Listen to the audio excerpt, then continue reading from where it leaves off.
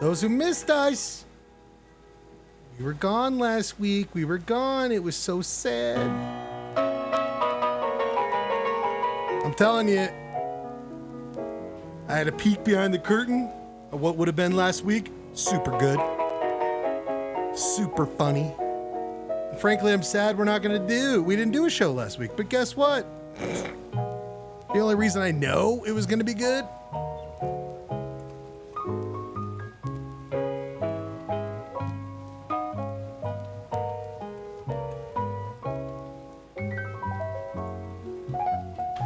because every week is good. Every week's fantastic.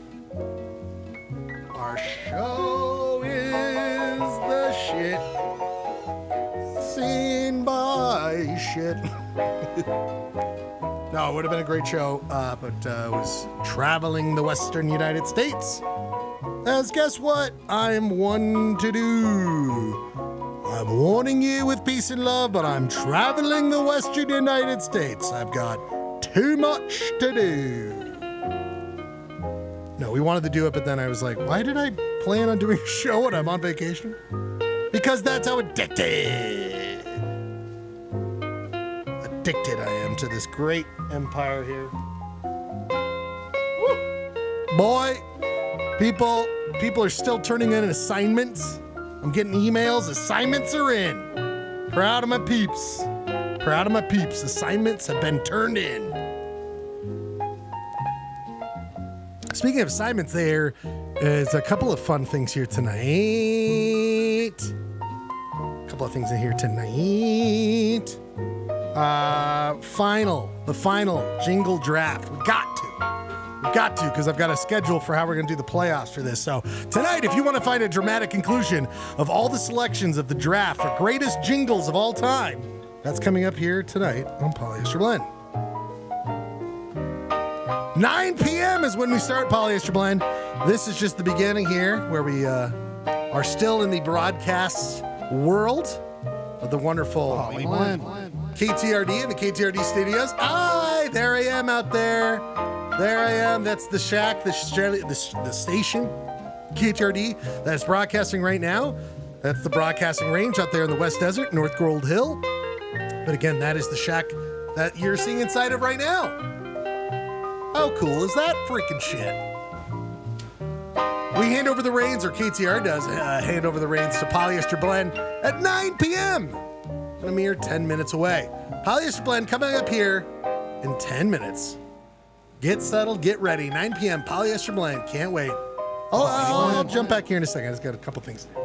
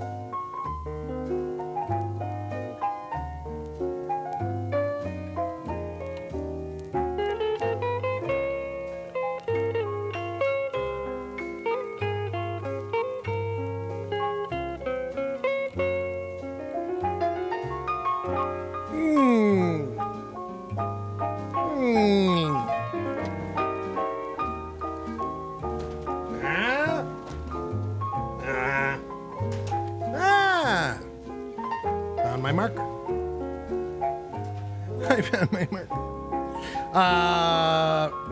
Dramatic return of someone I thought was gone from our lives here tonight.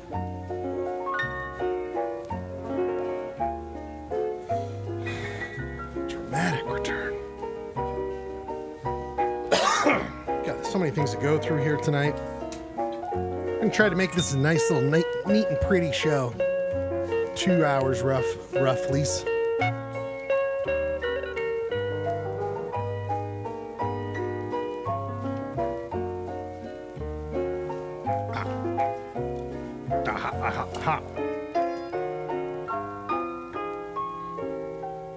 You know, sometimes we got too much good shit. Sometimes we got too much good shit. No! Thank you! That's what I say. People working hard on the show, you don't need to say sorry. You got it in! I'm locked and loaded, people. This show is, a lot of ways, I've been wanting to do this as a bit for a while, so you can see how funny it'll be. You know, do the pre-flight check that a pilot does. You know, landing gear down, electric, good, gas, full. Go through kind of a pre-flight checklist to make sure we're all humming. Guys, I got this stuff taken care of. If I ask you to do something, you can get it into me relatively late. I mean, let's not do super late. Because I'll have you taken care of. Like a warm blanket out of the dryer. Just come and do the fucking show. That's all I'm saying. I'll have you taken care of. I'm not gonna let my peeps, my polyheads out there to dry. That's what I do for Clay. 5 minutes. Polyblend. 5 minutes until the beginning of another exciting night in the Polyester Blend. For the record, let it be shown that it is, of course, July 14th, Bastille Day. Merci beaucoup. Vive la Revolution. Episode 228. That's right, 228th episode of Polyester Blend. 228 times you've laughed. You've cried. You've been bored. But people, I'm telling you, this one, you know what it is? Like I said, I was just on vacation, took the week off. All of you know, because you were like, where was the show? Where was the show? Relax. Also, speaking of relax, go ahead and relax if you were like, when are you going to post about the show on Instagram, right? I just did. Again, remember, if you want to follow anything's Polyester Blend, KTRD, please go to our Instagram. Am I happy that we're on Instagram? No. But by God, we have to do it because we have to get the information out there somehow. We're stuck with these fucking social media empire overlords. Fuckers. Can't just go down to town square and post it up on a post. I can't go, here. Polyblend. Maybe I should, actually. Anyway, Polyester Blend live on Instagram. We'll post every week. Again, I'm trying to figure out a way, if I'm going to post things on there, how I do it. Because let me tell you, I don't want to get into the whole thing with it. Oh, I don't want to. I'm just. But I guess we have to talk. We have to communicate somehow. And by golly, it might just be the best way to do it. 2 minutes!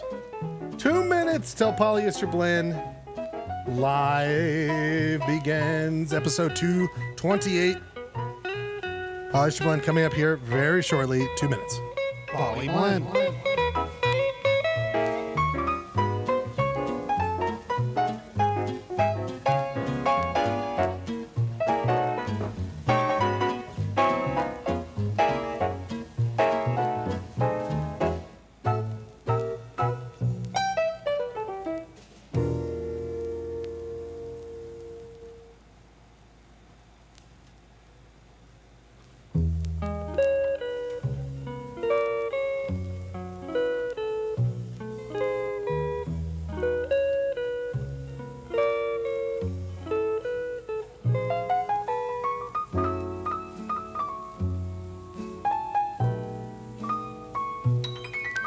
1 minute till 9 p.m. Polyester Blend taking over KTRD.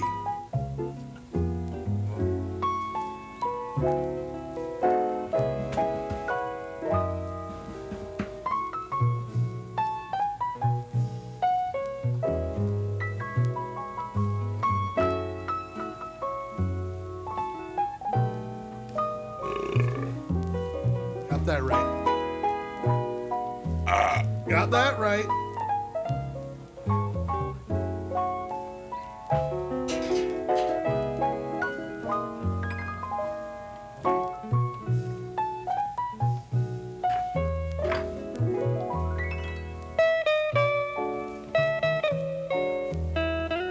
p.m.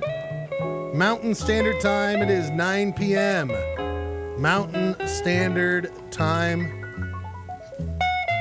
We must get started here with the people who have just joined us. God bless them. People, 9 p.m. KTRD hands over the reins of their broadcast to the fine Husky boys out there in Salt Lake City. Because it's time for a little bit of Polyester Blend, said the Irish for some reason.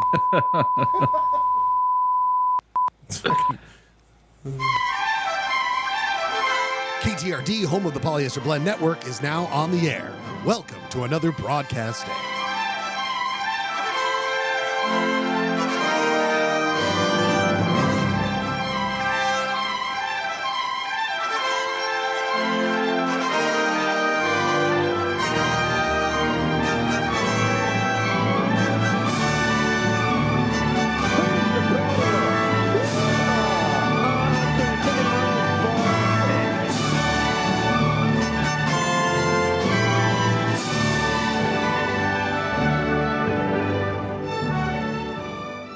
Polyester Blend Live streams Mondays at 8 o'clock over the internet from the Schledio in Salt Lake City, Utah.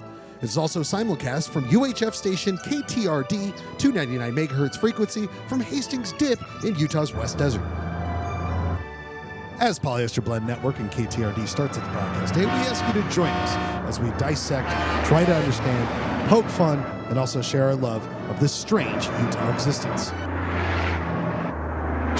Got that right. It's an odd one out there. We're going to get into some odd stuff. And I don't want to get married ever to anyone. You understand some that? Point of order, some hyper-local news. We got maybe some sports stuff. We got some sports stuff we want to talk about. We've got some bullshit. We've got all the good stuff. But the thing is I'm already like, we could have had this much fun last week. But it's okay to take a vacay. I got to remember this. But I love doing this goddamn show. And I was ready. I'm ready. I'm mad. I'm like, why didn't we do it last week? Because I knew we would do great stuff, but why am I worried about last week? It's Monday. We're back in the Schledio. We're back for more fun. It's July 2025. 40 times the greatness coming here on Polyester Blend. Let's get ready to Polyester Blend Live!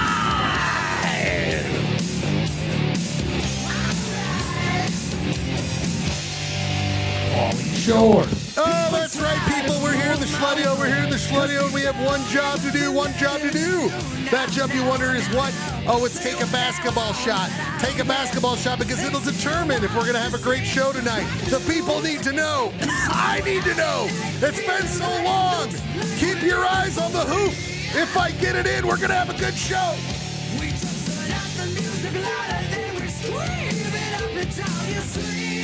Oh, buddy.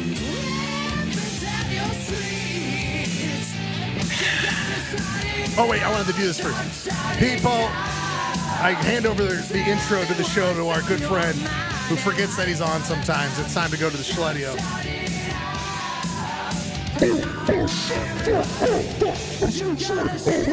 Finally, just excited to intro the show here tonight.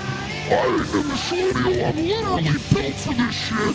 We're gonna have a great show. We got all sorts of fun and entertainment. Coming up is Ryan Schledio, and coming from the holy shit, I'm built for this capital of Southern San Diego. In reference to a little hut where he mixes marijuana, it's our infant man, Ryan Bradford. Oh, hey. Wow. Hey. Schludio. Schludio's gone. Schludio. Yeah. I'm sorry. Get the name right if you're going to interact with it, Ryan. If you're I'm gonna sorry. I'm sorry. When I interact with the inanimate building. It's got the googly eyes, Ryan. It's got the I googly guess it's not eyes. inanimate. It's got the googly eyes. Well, it's a pleasure being introduced by the Schludio. Yes. Who's going to try to do more of our intros moving forward. But if you don't know, I'm Ryan Schlegel. I'm here with my good friend Ryan Bradford, joining us shortly, the Podfather, who is forever joining late. I mean, that's kind of his thing at this point, right, Ryan? We don't even have to announce it. It is the shtick. No, we don't. People are just expecting that now. It's true. It's very true. People, you know what they're also expecting? Fun from top to bottom here tonight, Ryan. Fun from top to bottom. 2-hour show, roughly. And we've got so much coming up. We've got a wonderful red hot ChilAI lyrics tonight, Ryan. Are you on for that? I'm ready. I'm ready whenever you are. Okay, we're doing it tonight. We were confirmed minutes before the show started. Minutes before the show, Anthony Kiedis rang us up. And he was like, yo, you can do this. Give it a bit. Yeah, there you go. The red hot ChilAI lyrics coming up. Look at these guys. Role models. Flea's about to get mad at you. Flea's like, this is our table, dude. We always sit at this table at Chili's. You know, that's what he's screaming at you. Well, if Flea gets mad at Weird Al, like he can get mad at anybody. Flea, I love you. You're so talented, but come on. You're probably like my favorite out of the chili. Ryan, favorite chili pepper, go. Frashante with him, how many times he leaves? Frashante's really is he's the thing that separates the chaff from the wheat, whatever it is. Yeah. No, that's right. Whatever Ryan. that saying goes. No, you're so right with that saying, right? Just for all our farmers out there, Ryan's got some real cool idioms for you. You know, by the way, potatoes are going to be really good this season. Hey, look at this potato talk. You heard it here first, folks. Potato farmer here. We got the big old fucking good shit. Why didn't that work? Oh. I hit the wrong one. Potatoes are going to be good. People here on Polyester Blend. You heard it first here, folks. But Ryan, where are the potatoes bad? We had that bad famine once, right, Ryan? But I mean... Yeah, I guess the only bad potato is no potato. Right. And that's what the famine did. And then we got the beautiful Irish. We love our Irish. And they came out here to America, and we welcomed them with our arms open. We weren't at all xenophobic at all. This country isn't built on racism, xenophobic, hatred, doing anything for the mighty dollar over your fellow human being. That's not what we are as a country, right? That's not who we are. Exactly. No. Who would ever think that? Ryan, Dino Talk got submitted right beforehand. Producer Rob segment, Dino Talk, or he calls it something that's hard for me to say, so I just call it Dino Talk, but it's really, what is it called again? Archimokos Talk or something like this. But you're going to find out about a dinosaur. I say, yeah, you got it. Archimoto's Talk. Archimoto's Talk here tonight, where he talks about a different philosophy that a dinosaur came up with. Ryan, could you imagine these dinos coming up with philosophies? I mean, come on, dude. Talk about fiction. Ryan, here's the deal, though. We're also going to do Jingles. Finally, the final draft, Ryan. You did your work weeks ago. You did your work weeks ago. I know.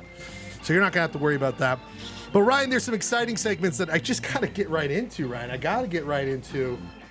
But first, Ryan, it's time to go through the calendar, Ryan. Go through the calendar because we have some exciting stuff coming up on Polyester Blend. Let's go to the calendar shot. Ryan, it is inevitable that we are coming into the runway of the 5th anniversary of Polyester Blend. Have we not talked about this, my friend? We have talked about it. I believe you've brought it up many times on the show. Yes. Well, did you know? Circle it, people. August 4th. August 4th, Ryan, you available?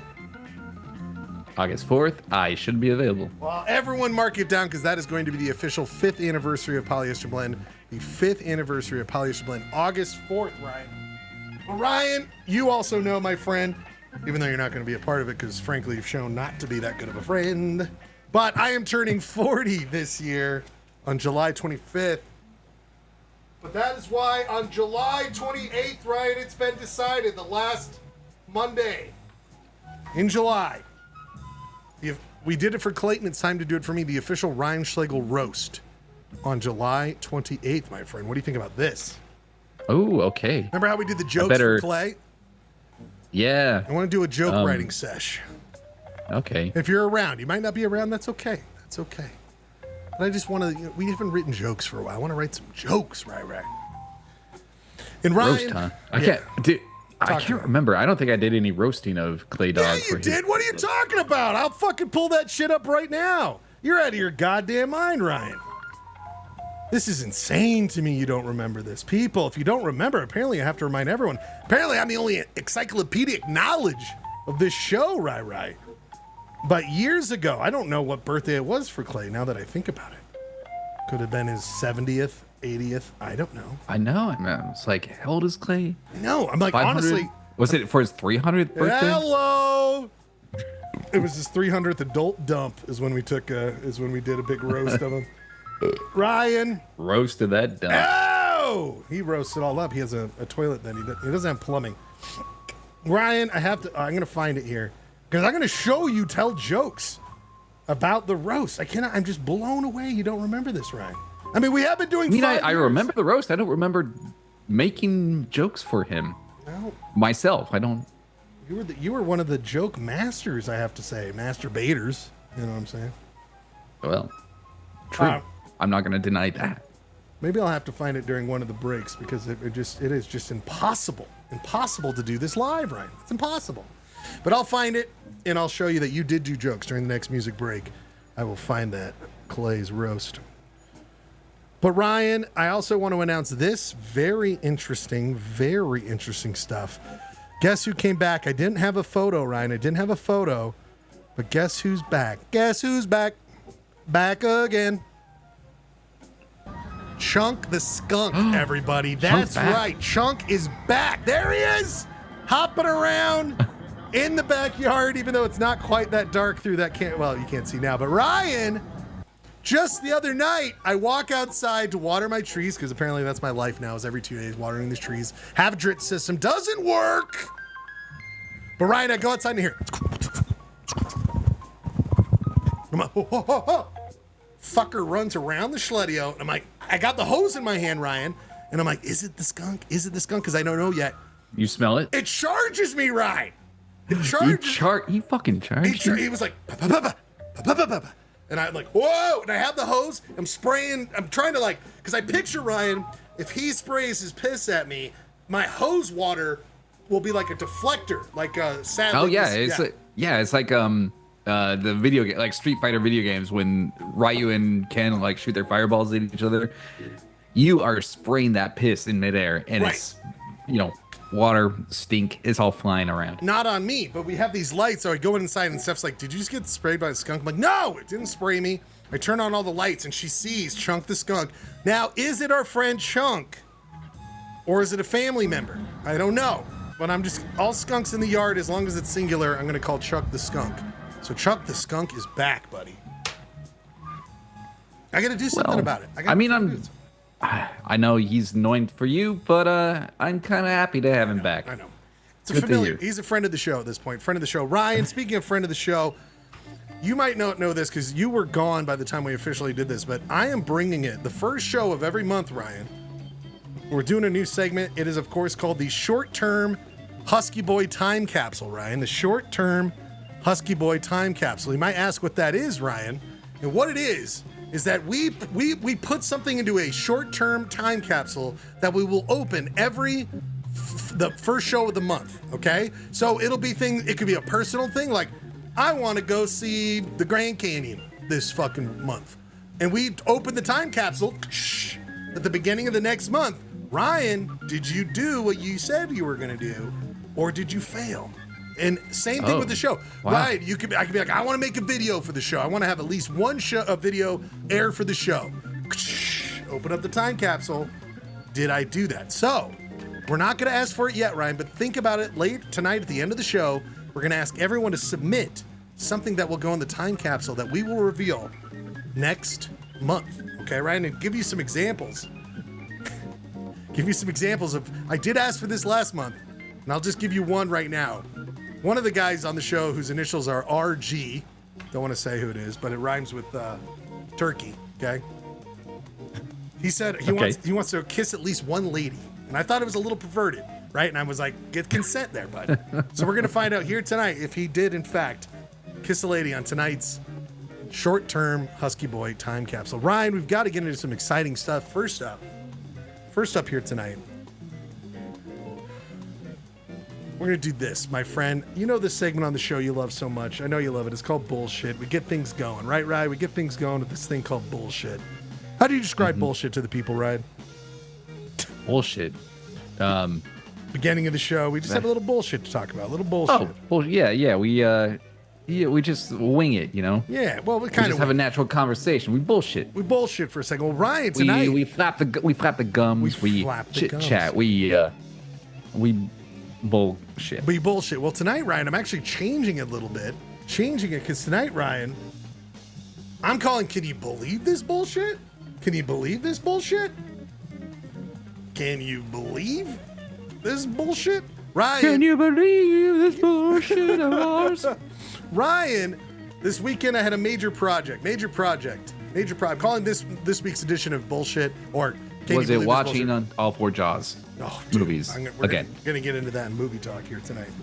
So I watched that National Geographic Jaws special. Did you watch this business? I haven't watched it yet, Fucking but I ate watched it the up. trailer right before. Dude, You hate it? I ate it up like that shark eats up Oh, you humans. ate it. Ate it up like that shark eats humans.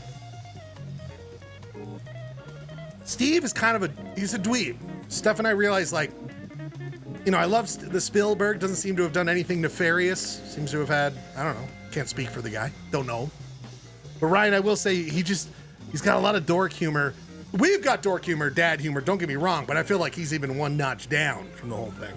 Not a lot of, you're not like, you're just like, okay. But Ryan, speaking of bullshit, can you believe this bullshit? Generation of degens is what I'm calling this, Ryan. Degenerates. Degens. Because Ryan, I was going through all the stuff in my garage because I've had this major project to get all that stuff there, all of my dad's stuff. And I found all these amazing family photos, and I'm, again, turning 40, so I was having this, like, real Saturday. I was, like, finding photos and having this kind of existential, like, here's my lineage of 40 years and family, and now I'm seeing photos of my grandparents 20 years younger than I was now, right? I'm seeing them in their 20s, and just having this really, like, wow, life, man, goes on. But within my dad's stuff, and I cannot believe he held on to this, but it kind of, I think it was maybe for this show, for all this, it's kind of perfect. Ryan, in his belongings, I found a letter sent from my grandpa to my dad. So that's my grandpa's business there that he did in Alabama. He had worked for Alabama for a little bit. He's not from Alabama. I don't connect to Alabama. But he was down there, and you can see it's through my address when I was a kid on Alvey Lane, even though he calls it Alvey Avenue. And inside of it, Ryan, you'll love this. Degenerates is, again, generations of degenerates. In the letter my dad kept from his father is seemingly a bunch of stats on how to do a gambling circuit for the bowl games in 1990, Ryan. It's like, okay, wow. So you put your names here, you submit here, you know, here's all these stats and all this stuff. So, I mean, this is across state lines in the 90s, Ryan. This is illegal in 1990. And my grandpa's doing a gambling circuit there. And let me just read this letter because I feel like it connected my grandpa to my dad to me perfectly. Let me read this letter. Okay. I'll read the best parts. Heya, hiya. He goes, hiya, H-I-Y-A. I guess that's, my grandpa was a hiya guy, so I got to start adopting this. January 29th, 1990. Enclosed is the bowl games thing. I think it's a really interesting pool, like gambling pool. Then he goes, and this is the part that killed me, Ryan. Hope you had a good time in Wendover. Money sign, money sign, money sign. Hope you made expenses. Expenses? I don't know. What does he mean by expenses? But Ryan, here's my grandfather, never have been to Wendover, I don't think, in his life, encouraging my dad to gamble in Wendover, where later my dad would encourage the same thing out of me. I'm a generational degenerate, Ryan, is what I'm saying to you right now. You're a gen to gen. Gen to gen, Ryan. Gen to gen. My generation to gen. Ryan, he then says, hope the big guy's good. And by the way, he's already called me a husky boy back then too. Hope everything's good with the big guy. Yours truly. Then at the end he goes, by the way, can you tell me your social security number? And I'm like, what kind of weird gambling shit are they getting involved in? Hey, go ahead and send that social security over. And why did my dad keep this? Did he win the pool or something? So anyway. Wait, so I'm curious. I'm curious. Like, when your dad was alive, did you know that he was a gambler? Oh yeah. My mom talks about in the 80s he like probably had speaking of problems, he was really into sports gambling in the 80s. So did you ever like see that side of him? No. Well, he somehow, out of all the things he had, he was able to like tone it down to like, quarters during Super Bowl or pools for like bull game. It was very like kiddie, what you would spend on a video game, like an arcade game, like 25 cents, $1. Now, God knows he could have had like secret bets going the whole time I didn't know about, but clearly it was a part of his life. So you found gambling independent, right? Well, you know what's funny is that I wasn't really gambling until after he died. So after he died, I found a bunch of gambling slips from Mesquite. And I was like, the old man loved gambling. I was like, let me give it a throw of the die. And that's when I really kind of was like, I knew he was into it. Like, to your point, I guess you should say, I knew he was into it enough. I knew he knew craps. He knew all the games, all the table games. And my mom had talked about in the 80s, he was way more of a gambler than he was in the 90s. I think he shaped up a little bit when the old big guy came along. He was like, when the big guy came along. How is the big guy anyway? Hey, I'm the big guy. I'm the big guy. I'm the fucking big guy. So, anyway, it is just funny to me that like, I didn't know my grandpa even knew the town of Wendover. You know what I mean? But I pictured my dad was my dad like, hey, Pops, there's this town. I'm telling you. By the way, here's my social security number. I'm not going to ask what it's for, but here it is. All on Iowa. Who knows what all this is? Whoa.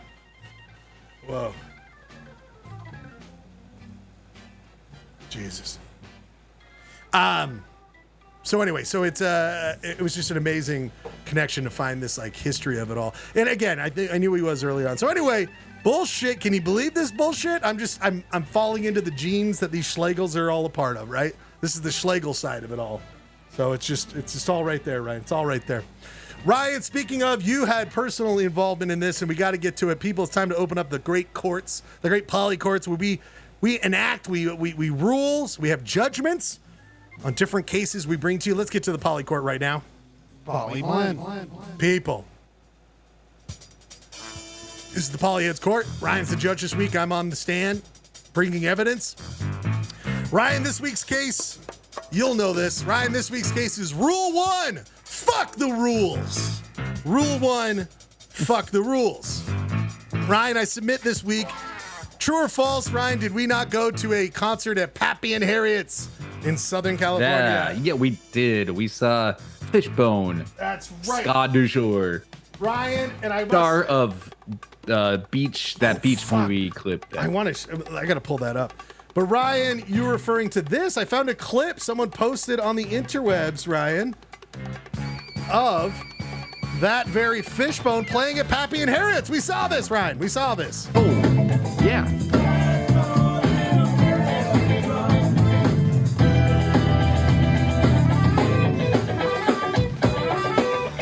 This is from the show we saw? This is from the show we saw. Pappy and Harriet's on the 5th of July, day after 4th of July. They're playing the song Last Call in America. Hello.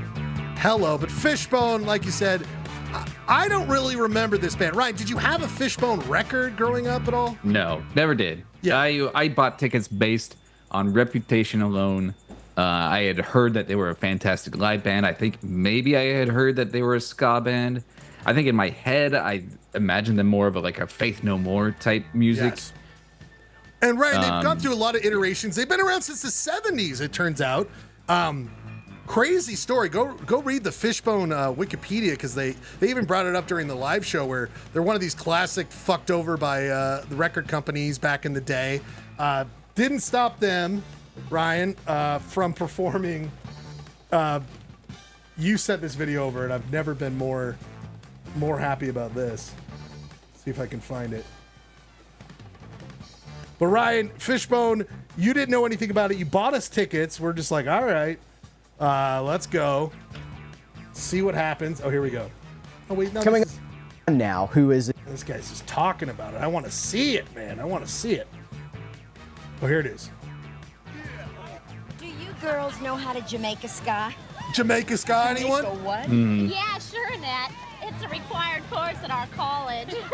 Well, do you know how to Jamaica ska? Ryan, I love it because it's so like, did anyone correct them? Like, am I wrong, Ryan? I don't remember ever it being referred to as Jamaica ska, Ryan. Or do you think this was truly how it was called back in the day? I have no idea. But isn't this like, isn't that how you're supposed to pronounce that Dire Maker, Led Zeppelin, Jamaica? Oh, I never even thought about that. I think you're right.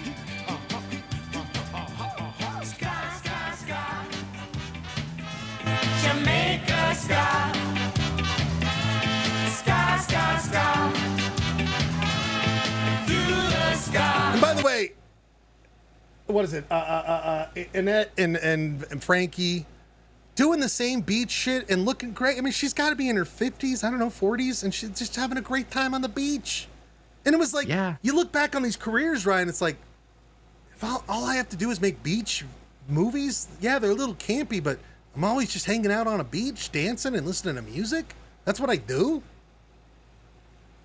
I'm not opposed to this. It looks fantastic. But I love it. Not many people can cha-cha-cha. They give the instructions, right, Ryan, on how to do the skank that you and I used to do at the old Great Time ska shows in Salt Lake City. But it just shows that this band was on its way. If you're playing Frankie and Annette's beach parties, I mean, they're on their way, right? I mean, come on. It looks like, I mean, that's kind of what the show was like. It was. No, Annette and Frankie are dead, sad to say, so they were not there. And by the way, I'm going to say this right now, Ryan. First, quick ruling. I sentence everyone watching this and the entire planet to go to more ska shows. It's been decided. I'm so sorry. It's been ruled. You got to go to these ska shows because it reminded me of why we liked it in the 90s, Ryan. You know what I'm saying? Yeah. It was so much goddamn fun. I agree. It was really fun. I mean, it was just like being in a very joyful room. Everybody was like, yeah, fuck everything that's going on right now. Yes. Let's have a party. Let's dance. But Ryan, why I bring this case to the court and why it's called Rule 1, fuck the rules. Ryan, there was an opener who was fine. He was just playing acoustic guitar that night. He didn't have his backing band. I tracked it down. It's this guy who's kind of a band. It's called Rove, R-O-V-E. I found his YouTube channel, Ryan. Found his YouTube channel. He's got 21 subscribers. Got 2 videos. 2 videos. We are kicking his ass in videos. His views are kicking our ass, though. They're not bad. You know, they're just... Is he a Joshua Tree fan? Yes, in that biography I was reading, he was a guy all over California, but he is permanently nestled into the Joshua Tree. And it's just, Joshua Tree rock, you know? Look at that square guitar. Look at that square guitar! What kind of sound is that making, Ryan? We must discuss this. We must find this out. I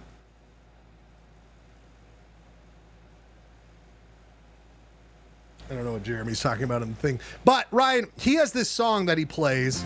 At the end of his set, we're waiting for drinks, which took forever, but then eventually got better. The guy, hear him go, this is my last song of the night. Fuck the rules. Fuck the rules. And I tried so hard, Ryan, to find a copy of him performing the song, Fuck the Rules. And listen, Ryan, ska, punk, we come from a dabbling in anarchist world, Ryan. But my question for you, do we really fuck the rules? I mean, there are rules to be fucked with, don't get me wrong, right? Clearly. But Yeah. just a general. Do you generally feel like fuck the rules? I guess is my question for you. Where do you come down? Do you fuck the rules? You're on the stand, Ryan. Now you switch it up, Ryan. Ryan, answer the question. Answer the question. Oh my God, Ryan. I'm the judge. I'm the judge. No, I'm taking you off that. You're on the stand now. I'm the judge. Answer the question, Ryan. Do we fuck the rules? Obviously, we don't fuck all the rules. There we but there are some rules some bad that, yeah, rules. sure. Some bad rules. Ryan, your testimony here tonight has been greatly appreciated. The court loves what you have to say. I'm going to go with, I'm going to reiterate that, and I'm going to sentence this. What do we add to that song? Fuck some of the rules? Fuck bad rules? How should we change it? Ryan? Fuck rules that are meant that will hurt other people. There you go.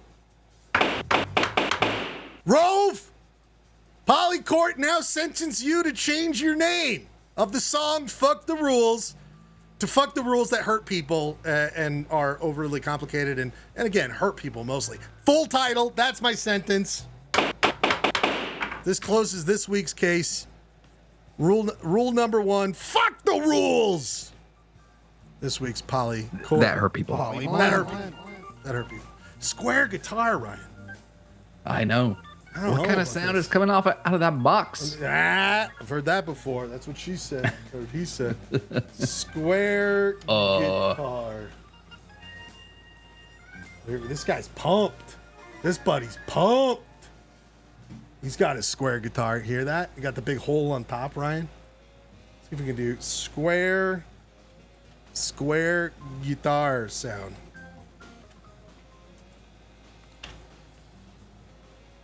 No, this is nothing I want. This is nothing I want.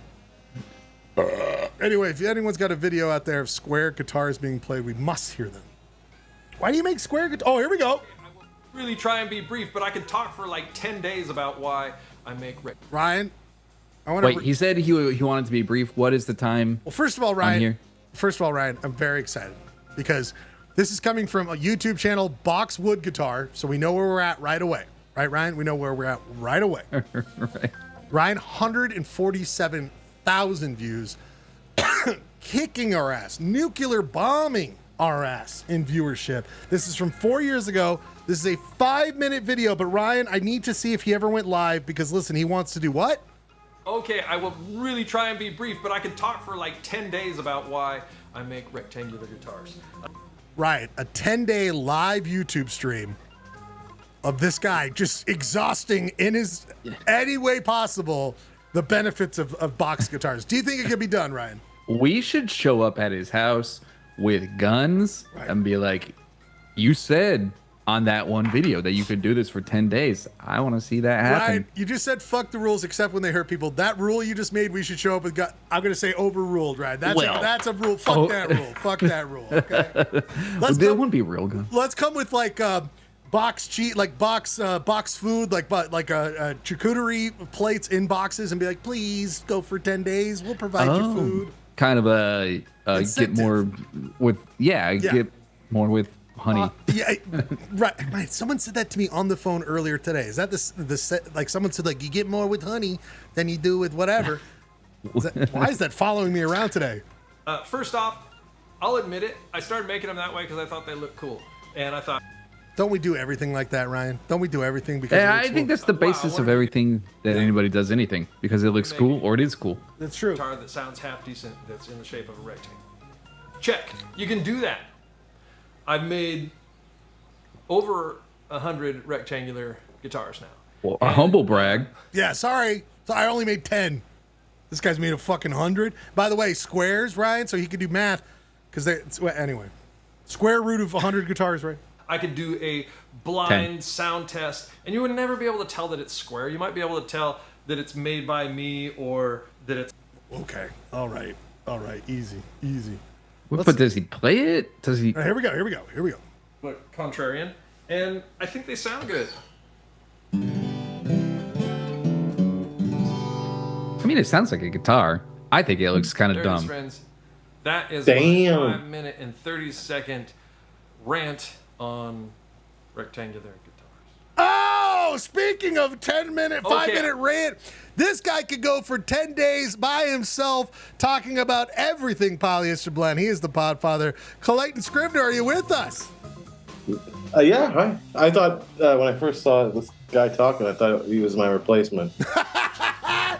Clay, in your place, we only play short clips of this guy from the box. So Clay, it's like, hey, Clay, what'd you think about that? Don't say anything, Clay. This guy will answer for you. Clay, what do you think about that point of order? Downhole and come in around here. Now you're losing real estate here. You do lose real estate with suburbia going further in Utah. I mean, don't you think that's a problem, Bucks? How did you end up on that? I wonder. Yeah. Clay, watch the show. Watch every week, Monday night at 9 o'clock. Polyester Blend goes through Show up at 9 o'clock. Different things. You will see where we end up there. Clay, you've ended up here in your rightful spot back on Polyester Blend. How are you, my friend? How are you? Good. I'm good. Good. Had some family stuff to take care of, but I'm here. God bless. You're here. We're so happy that you're here. Also, if you want to be here more often or hear more about Polyester Blend, don't forget to check us out or subscribe, like, comment, whatever you need to do on Polyester Blend Live on Instagram. That's the way to get a hold of us. I'm going to try to do more interactive stuff, Clay. Do I really got to engage with Instagram? Do I got to do stuff on This is why we fail. I know. It's like, what am I? By the way, Clay, I'm calling this show Celebrate Distilled Day. Do you know why I'm calling it that? July 14th. Ooh, is it National Liquor Day or something? What? July 14th in France is known as... Oh, Bastille Day. Distilled Day, my friend. Wait. Day. Okay, we're celebrating Distille Day in honor of Bastille Day. I'm sure the French would be really impressed. Oh, ils sont les bleus. By the way, Clay, speaking of French, I did it. They might actually appreciate it. It's got rhymes. Involves alcohol. This is what the French do, my friend. This is what the French do. We've gone through a lot here, Clay. We're getting closer on our first music break. Tonight, Clay and Ryan, I made an audible. I'm going to talk about why I chose this. I think you guys might know why, but point of order, I'll talk about it. Tonight, Clay, our first ever classical suite. I will play 2-minute sections of one classical suite tonight. The theme tonight is grand. So you'll see that in a second. We're coming up on our first music break. But Clay and Ryan... We're doing this in honor of the Grand Canyon Lodge burning down? Oh, sorry. No, but you're... Because I got strong feelings about that. Clay, you also have strong feelings to know that Chunk the Skunk is back, my friend. He's been noticed this week. So Chunk the Skunk is back. We'll see if he shows up here tonight. I might get sprayed after the show. But Ryan and Clay, something we didn't finish last week, I realized. Let's take a look at it. We never caught our wily answer to Carmen Sandiego, Chaz, Salt Lake City. In the state is That's right, everybody. You know, it's just worth it for just the sound. Like all those 80s shows, like Airwolf, like the best part was the beginning. The theme song, absolutely. Yeah. Absolutely. Well, for Ryan and Clay, we got this far. I'm going to let you guys take one guess. I'm not going to add anything, but this is how far we got last week. Where in the state of Utah is Chaz, Salt Lake City? Ryan, you probably will guess something dumb. Go ahead. I got this. I know this. Oh. Wait, Ryan, you go first. I got nothing. No, I don't know. Clay, where are we? That's Ray's Tavern. Yeah, the place for everyone. But not Ryan Bradford, apparently. Clay. He doesn't go there. I had a couple more to go. I think we showing up earlier, Clay, where you're more ready to really deduct things. I think you really found something here. That's right. Are you saying I showed up early today? I mean, kind of for Clay. What? No way, dude. No. I was saying it was more before the night got away from us, and it's harder to pick images. People. That was right. I do have a sports roundup, brief sports roundup, if we can get to that. I actually need you to do more than that because I need a full close the book on Jazz of this season, my friend, because we're going to close the books on Jazz, close the book on Utah Hockey Club, and focus on our sports. We've already opened new books. Well, we're going to get to all of this after our first music break. Does hockey do a summer league? They do not do a summer league. They do international championship. The World World they Cup, have their national. But that's done, and then it is truly the off time. It is the only time of the year where they are off. But the rookies don't have like a rookie summer league like the NBA. No, all the rookies play just alongside the regular season for the NHL. Sorry, this is started going right into sports. My bad. Right. Let's get into it in a second. All right. brought it up. We'll go through it. We can talk about it probably right after the music break, actually. But people, Clay, are you familiar with the, I cannot pronounce his name. You'll hear it in a second. But the Grand Canyon Suite that was made in, I don't remember what year. I think the 30s, maybe 20s. I can't remember. Yeah, remind me who did that. Grofé. You're going to hear, this guy's going to say his name in a second. But what I pulled up, Clay, is we're going to play 2 minutes, just 2 minutes each. So just sections of the entire Grand Canyon Suite. This is performed by the NBC Symphony in 1943. The conductor is Toscanini. But this is not the person who wrote it. This is just the person who is conducting. So we're going to play 2 minute sections of this in honor of what Clay said. After with the music break, we'll go into it because my heart is broken, Clay. My heart is broken. And we will get to that in 1 second. 2 minute break. We come back. Heart is broken. Well, I'll get into it. 2 minute break. Jesus. We come back with a point of order. We got music, and then we got a whole bunch of fun shit here tonight. Keep enjoying Polyester Blend. 2 minute break. We'll be right back. Polyester Blend. Sure. Now we come to the final and major work in this afternoon's program, the Grand Canyon Suite by Ferdy Grofé. The 5 movements are Sunrise, The Painted Desert, On the Trail, Sunset, and Cloudburst. Now, Ferdy Grofé's Grand Canyon Suite, performed by Arturo Toscanini and the NBC Symphony Orchestra. This is called Sunrise. 2 minutes. We'll be back with more Polyester Blend.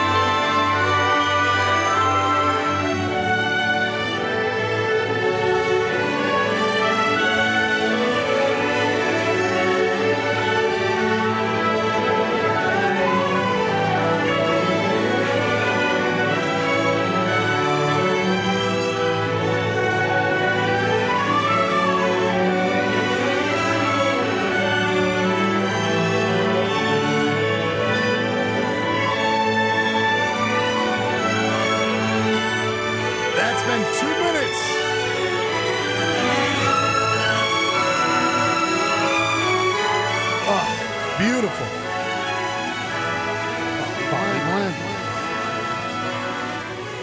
So people, just so you know. The whole thing was that the guy who wrote this, the French, it's got to be French, Grief.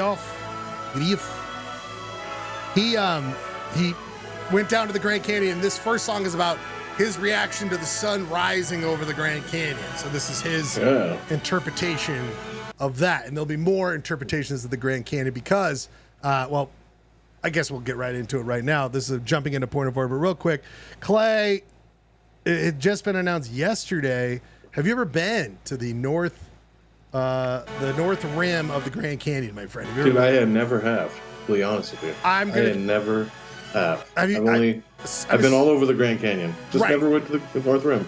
It is maybe. I'm not. Again, this is something Here's how I reacted to the news. I literally were watching a movie. And you know how all of us are addicted to phones, so of course I pull up my phone to look at news really quickly during the middle of the movie, and I just go, I don't know what you're talking about, man. And I just go, oh no. Like, my body sank. And stuff's like, what? And a huge part of it is that, you know, I think we all might remember our first time at the Grand Canyon. Ryan, have you been to the Grand Canyon before? Oh, yeah. Yeah. So that first time you see it, you know, photos do no justice, right? It is incredible. It's again, one of the most sacred spots on the planet to me. I've not been everywhere in the planet, but I can only assume because it means that much to me. But my first introduction was with Jeff Guay at the North Rim.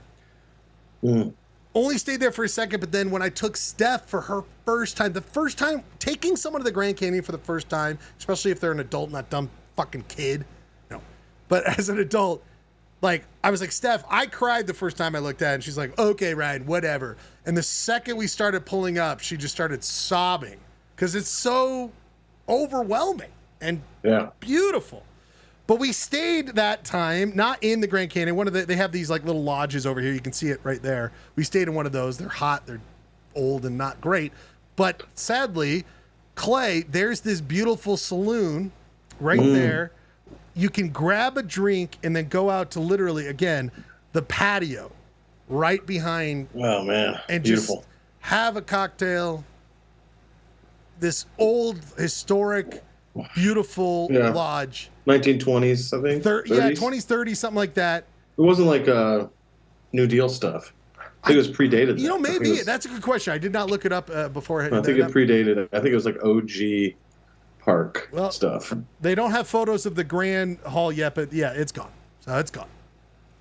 That's gone. Clay, those spots that just mean the world. I think we all have them, right? Like, I had this like on a smaller scale, the Mount Charleston Lodge in Las Vegas, which was like the place where you went to escape growing up in Las Vegas. The stifling heat. You would go up to the Grand Canyon, the Mount Charleston Lodge. It was an old 1940s A-frame. You know, back then they had a soda fountain. You know, as a kid, but like it's perfect for a kid. Perfect for a kid. But it burned down like 2 or 3 years ago. And that's similar situation. Where you're just like, I thought I would have more memory. I never thought I had to not have memories made from there.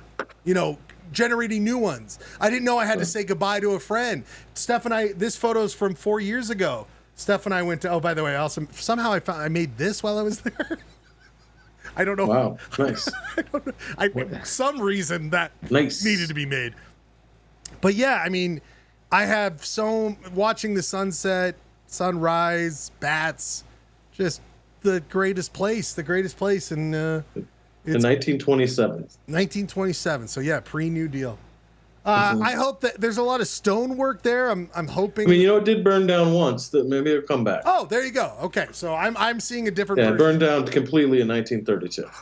Well, brother, maybe I'll get something else in the future.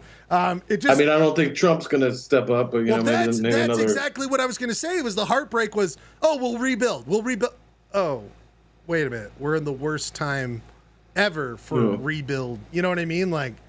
Anyway, so that's why I'm dedicating all the music tonight to the Grand Canyon Suite, because that North Rim was the greatest thing in the world, and RIP to a good old friend, the North Rim. But Clay, before you got here, I announced that in a couple weeks on the 28th of July will be my birthday, and I want to do a roast like we did. What birthday? Yes. What birthday do we do it for you? If that was 2021, that was my 45th birthday. So 45th birthday. The fuck is playing right there? So Ryan earlier was like, I didn't participate in that. I don't remember that. Ryan.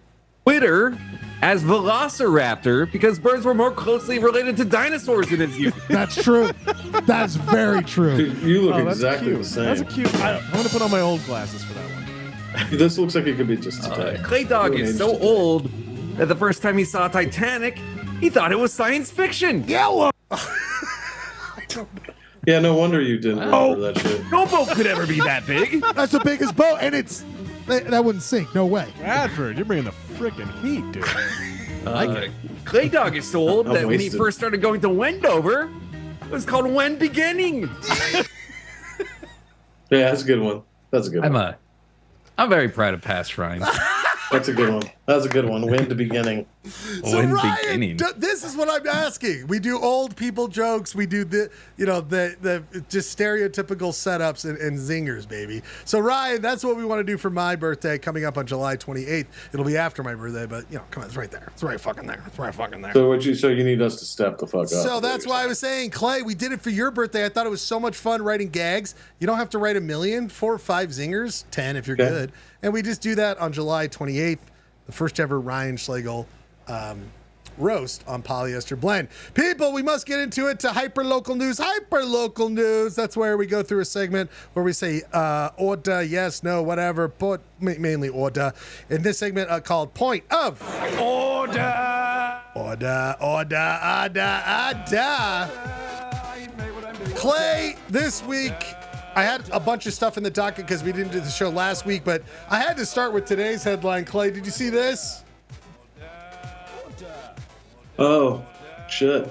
No. Ryan and Clay, Great. There's an article that came out in the Trib today. It turns out that Kennecott tailings pond right next to the Great Salt Lake, right next to it, of course, has skirted rules, and state officials have helped this, where there's most likely the tailings are leaking into the Great Salt Lake. Clay, just another, of course they are, right? Of course they are. And the most horrific, we live in Utah kind of shit. Your surprise factor on this, Clay? 1 being not surprised, 10 being extremely. I honestly already thought they were. I just assumed they were. I didn't know that there was some invisible barrier.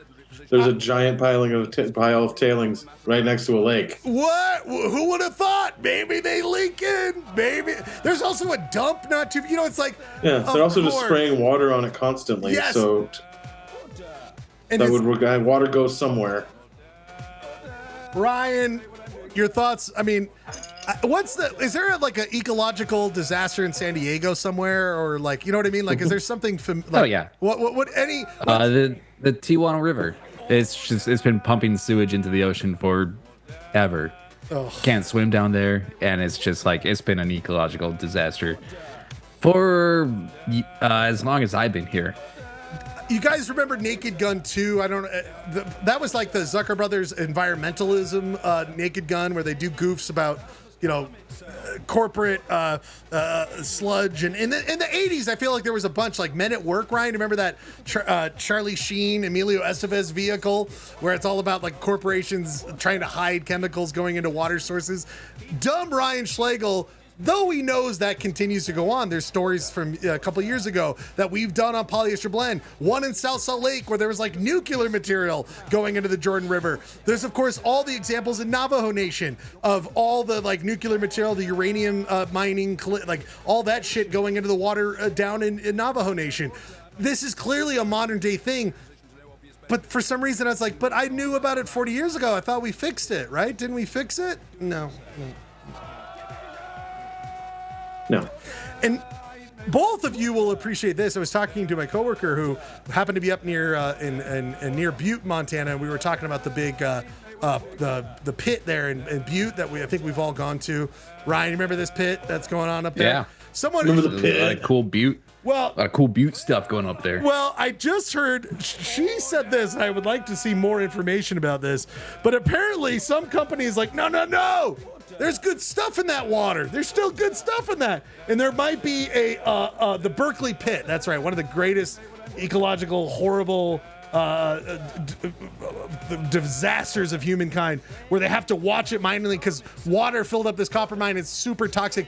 Apparently, a company goes, no, we can extract. Oh, it's like right off the main Dragon Butte. Have you ever been, Clay? This is a. I've never been to Butte. Oh, Montana. you've got like, it is literally like if a town basically has like their catastrophe could happen at any moment. An earthquake, it's just like they've taken a lot of efforts. There's a whole museum about what they do now. It's just toxic sludge. They talk about before they set up this system that a bunch of like, was it geese or something, Ryan, landed in it, just immediately died. So they have like sirens in now to like make birds not land in it and shit. It's like people making. Thank God we're getting rid of the EPA. What?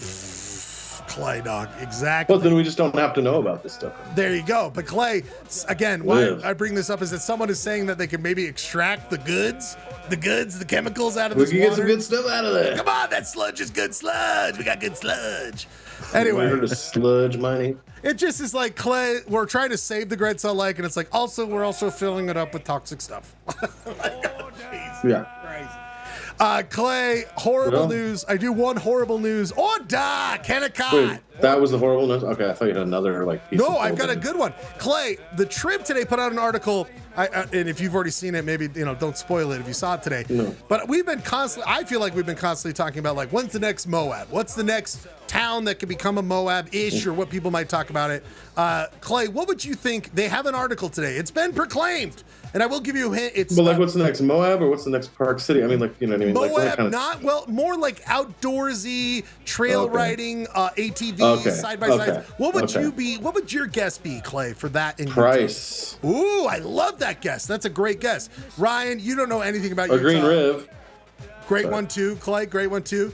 Ryan, I'm asking this because I'm asking the void to respond. You know what I mean? Like probably Santa Clara. There you go, Santa Clara. Clay. Sevier County's county seat. Richfield, baby. Richfield. Apparently, with the amount of trails that are going on there, locals are asking the question, do we want to turn into Moab? I never in a million years, Clay, would have picked Richfield, but it makes sense. There's so many trails out there. It's a beautiful part of the state. Yeah, I mean, Moab, everyone thinks of Moab, they think of like motor, like they think, probably the first thing they think of is like rock climbers and mountain bikers, but really Moab is a motorized destination. I mean, it's really jeeping and razoring and all that shit. And you know what I mean? And Clay, Ryan Schlegel, it's not going to be like people can only afford where they can go. So I always thought Torrey, right? Ryan or Clay, I always think Torrey is going to be the next place near. There's no place to build a house though and expand in Torrey. And the ATV shit, which really brings a lot of Utahns, that's Richfield. You can afford to live there. And there's the ATV. That's it. Let's pull up stakes. Let's go see if there's any jobs in Richfield. Let's go, baby! Clay, you and I, we take over. Just taking over that town. They would be happy to see us. We throw that husky weight around and go, hey, we need a polyester blend building right away. We need to broadcast. Special event permits. Special event permits and great letters to the Richfield Reaper. I can definitely give you comments. Richfield Reaper, yeah. I can give you some comments. I do love Richfield. Richfield's actually, I really do love it. It makes sense, but anyway, and it's got those like neighboring towns like Monroe and stuff like that. It's like a nice. Oh yeah, it's a nice little pocket of Utah that is kind of never talked about. And my mom, in Wayne County, and so let's take a look at the map real quick.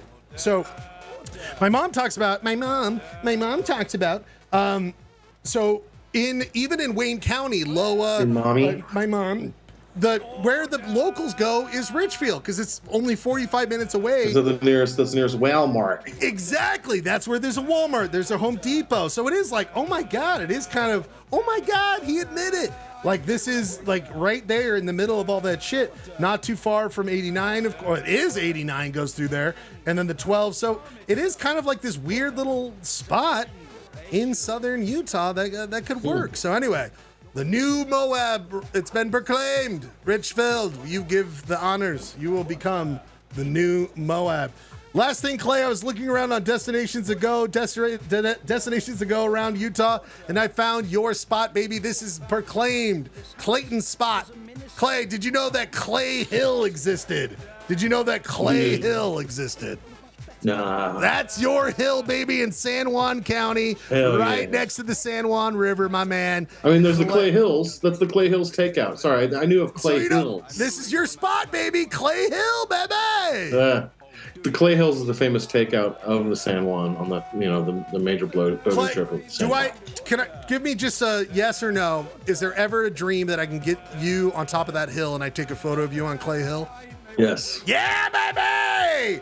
Affirmative. Polyester blend dream, PBL dream. I dream of going down to San Juan County. Let's fucking go. Let's fucking go. Let's fucking I haven't been down there in ages, man. It's a beautiful part of the world. I was going to go down there for my birthday, but a little too hot in July. Yeah. So September, October, it's going to be a San Juan, the Clay Hill. And then what you could do, Clay, is that you claim this hill for Clay, and then it's already done. So it's like nothing has to get switched over, nothing, but you claim this for Clay. Clay photo there. All right, people. We must get into sports. We must get into it. Ryan's going to zone out. Sports. Well, we got to get into it. People, it's time for a hit segment. This guy has too much to talk about it. That's why he takes out his lasso, throws them around these doggies. These doggies be the heads of our sports in Utah. It's time to go to Clayton's Sports Roundup. That's right, everybody. The Utah Jazz is what I want to know about, Clay. Give me just as quickly distilled day here on Polyester Blend. Distill your final thoughts of the draft, free agency, the end of the Jazz this season, moving forward, whatever. Please, this is your moment, Clay. It is moving forward. I mean, we went from, I believe the first earthquake of this team was the Rudy Gobert, Donovan Mitchell departure. And I have a Rudy Gobert jersey, by the way. We just had a secondary where it was like, all right, well, not only are we going young, we're going the youngest in the league. We're no longer going to tank. We're just going to be so young, we're going to lose. So it's like strategy 2.0. They've traded all their veterans, and they're now by far one of the youngest teams in the league. But they did draft some pretty cool new players I'm excited about. Walter Clayton Jr., who won the Clayton, so you know he's good. He won the national championship with the Florida Gators. He seems to be a very heady basketball player. And a great shooter and a great leader. I'm excited for him to play for the Jazz. And this hotshot Ace Bailey, who what a name, by the way. That just sounds like you're going to be a great basketball player. You better be damn great. Your name's Ace Bailey. So that's I've been watching the summer league. It's exciting to watch. Charlie and I went down up to the Huntsman Center and watched some summer league ball, and he got a selfie with Ace Bailey. Oh, come on, that's a dream because he'll look back on that and hopefully he'll be around. Yeah, and that was awesome. And they're just super young, just going for it. Like they tore the roof off, and they're like, hey, you know what? Let's take it all the way down. So they're just a full rebuild, and we'll see where it goes. Clay, right now, mid-year, I think we were all. I mean, Polyester Blend, we like talking about the Jazz because Sports Roundup. I felt like I couldn't even look at it. It was so depressing. Yeah, it was so depressing. Do you have hope now, like getting rid of everything and starting the way they are? Well, what I have hope is that they'll, watching a team lose on purpose sucks. Right. It's depressing. Horrible. What I see now is a team that might scrap out some games. And they're going to scrap out games. If I see a team, I will watch a team lose that's playing their ass off. Oh, absolutely. I know that's what right now. So equivalent, maybe last year, the San Jose Sharks in hockey did what exactly the Jazz did. Turned out to be one of the more fun games to watch every night, even though they sucked because they were just playing their ass off, didn't give a shit, going for goals. It was just fun. It was fun to watch. Yeah. And I think it could be a more fun product to watch. And so therefore I will watch it. I think, mark my words, I think this Clayton Jr. guy is going to be a guy that you're going to hear about for years. I think Ace Bailey will be good. I don't know. He's got it. We'll see. Not as good as the other guy. It sounds like the Clayton guy. We'll see if his head is as good as his. Let's see if his mental approach to the game is as good as his potential athletic ability. Got it. That's really what separates people in the NBA is like you get there, you get $50 million. What are you playing for at that point? You got all the money in the world. Like you're playing, you have to have some kind of edge, something that you like really want to win. If you have guaranteed hundreds of millions of dollars coming your way. And that's why we don't promote the show, because we're always looking for that edge. Yeah, we need that competitive edge. That's why we don't have, that's why we never post on social media. I post every week. I know, you really do. You're really impressing me with this. God. But can I pivot to a different sport? Please. We're talking about poker. Oh, yeah. You know what? I'm so glad you brought this up, Clay. This is good stuff. Yeah. So, Ryan, do you know what the big... Have you ever heard of the game of poker? Yeah, Ryan Bradford, have you heard this? I've heard. I've dabbled. Ryan, I've done ultimate. You ever seen that movie Rounders? Just kidding. Yeah, the Oreos taking off. Ryan, what is the biggest thing in poker? What is it called, Ryan? It's a royal flush, baby. No, the tournament. What's the biggest tournament? It's just the biggest flush, baby. What's the biggest hand in poker? He's not wrong. He's not wrong. No, Ryan, I respect what you said, and I apologize. I should correct it. What is the biggest tournament? I don't know what the biggest Have you heard of the World Series in baseball? Oh, yeah, I've heard of that. Did you ever hear of the World Series of Poker? Hey, WSOP. This has gone on for, Clay, since the Binion, Ryan. We walked by Binion early on Fremont 1970s. Street. It's been going on forever. So it is now again at the Horseshoe. And it is? I didn't know that. Well, the Horseshoe bought the old Bally's. The Bally's is now the Horseshoe. So once again, the World Series of Poker has returned to the Horseshoe. In a weird way, right? It's not one for one, but yeah. Yes, but it's kind of cool. It is fun. But it's now back. Now notable, okay, so now they're down. So this tournament, you spend, Ryan, you spend $10,000 to enter, and the first place prize gets $10 million. So why that sounds completely ridiculous when you think about like 8,000 people entering this tournament, spending $10,000 to win $10 million is actually a much wiser investment than playing the lottery.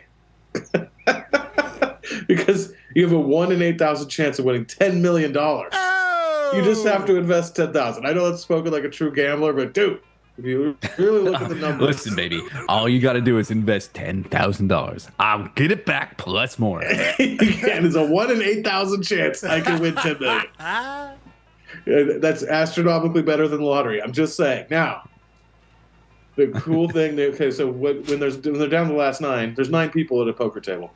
So when they get down to the last 9 is the final table, and that is, widely considered an amazing finish in this tournament because you have 8,000 people, whittles its way down. So they're down to the final table, and this thing, there was a big poker, there was a deluge, or there was a moment in poker history in the early 2000s, just after 9/11, where poker became legal on the internet, and a relatively unknown poker player won the tournament. And this thing went from a couple hundred people played it to now 8,000 people enter it, right? And ESPN started broadcasting it too.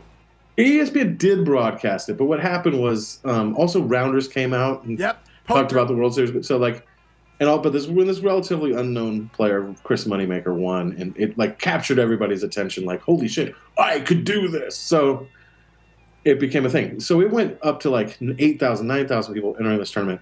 Poker slumped a little bit in the past 10 years, but this year I feel like it's got some new energy around it. And the World Series of Poker has an interesting final table. It's the first time in 30 years a woman has made it to the final table, which I find very cool. Her name is Leo Magritte. She's Spanish. I think it might be pronounced Magritte. Magritte. And then also because 8,000 people started entering this, a lot of unknown players have won. There's been a big run of relatively amateur players winning. So I feel but this year a lot of 3 or 4 out of the top 9 people are very highly decorated poker players. One is one of the highest decorated poker players of all time, Michael Mizrahi, known as the Grinder. The Grinder. So he is the Grinder is if he wins, he will be the top poker player of all time, probably. He might sneeze when he plays because that pepper will get in your mouth because he's a pepper grinder. He's a pepper grinder. Oh, I thought he's eating a grinder. But he's also known as one of the only professional poker players that drinks at the table. So I'm going to give it up to my man, the Grinder. my guy. And Clay, just so you know, earlier, I'm not going to explain it all. I'm just going to say this really quick. You weren't here for bullshit. Can't believe there's bullshit. I found a letter from my grandpa to my dad asking how his weekend in Wendover went. So I am a long lineage. Ooh, I like the $3 signs. I'm a long lineage of degenerates. As Ryan said earlier, gen to gen, baby. I'm a gen to gen. Was that when it was when beginning? When beginning, as heard in the Ryan Bradford's great joke at Clayton's. By the way, speaking of events and birthdays and things to do, I know that. I mean, I know I'm doing that a poker party coming up. We got to do a Wendover weekend. How do we do? Are we just that civilized now that we just don't do that? You anymore? and I have done this before, Clay, and I'll do it again anytime you want, baby. Anytime you want. Right. I'm going to be there around the Pioneer Day weekend. I don't know what you're doing there, but before I go to the Rubies, I'm going to go stop by Wendover. I'm going to leave. There's a couple more point of orders I want to do. I'm not going to do my. Wait, what weekend are you going to Wendover? The Pioneer Day weekend, so the 24th. Okay. Real quick, I just wanted to show you guys this video because it made me so happy. From Insider's Coach Room, I follow this on YouTube. Really good. This guy is a former coach, or a coach now, but he was in the NHL. He gets great interviews, and he got our coach, Alex Tournier from Quebecois. And what I loved about it, guys, is you know what? It's official. Our coach is a saucy husky boy. Little slurry to talk. Let's hear this real quick. We're moving to Utah. He's getting soused. Tournier has to say. And we keep talking about these special guests today, a very special guest today, a friend of the program, the head coach of the Utah Mammoth, Andre Tournier. Andre, thanks so much for taking the time. Thanks, Petey. Always a pleasure. It was nice to reconnect with you a little bit. That's cool. Yeah, it's old time. He looks like the guy flinched. The guy flinched when he talked to him. I do want to talk about. Andre's a little saucy. You hear drinks in the background. Yeah. It's a whole to do, and God bless him. Is he unleashing his potential? Well, because I think it's a bunch of coaches just having drinks during the draft is where they got these guys. But what I wanted to say about this is that. By the way, are these people our age?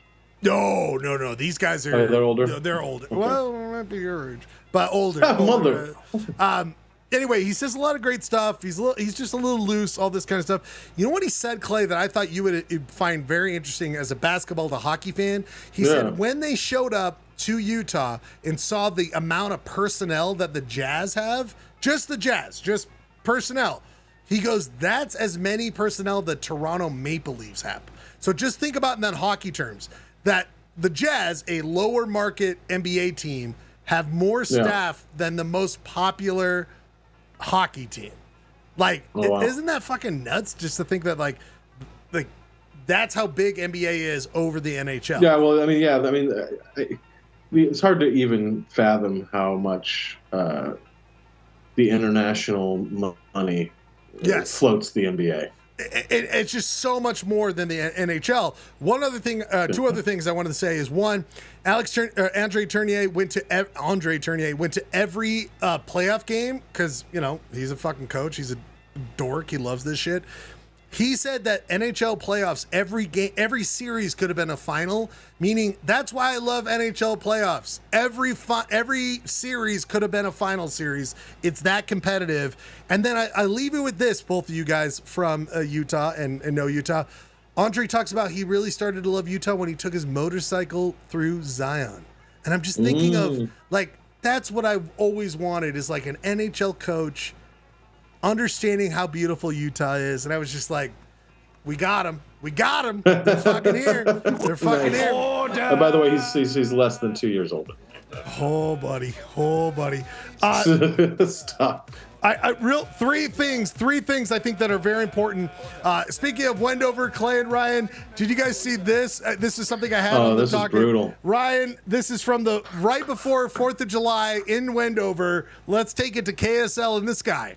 Flew over it in Chopper 5 earlier this afternoon. We saw debris on the mountain. It was still smoldering as well. Now, city officials are saying this is a really good reminder that fireworks are very dangerous.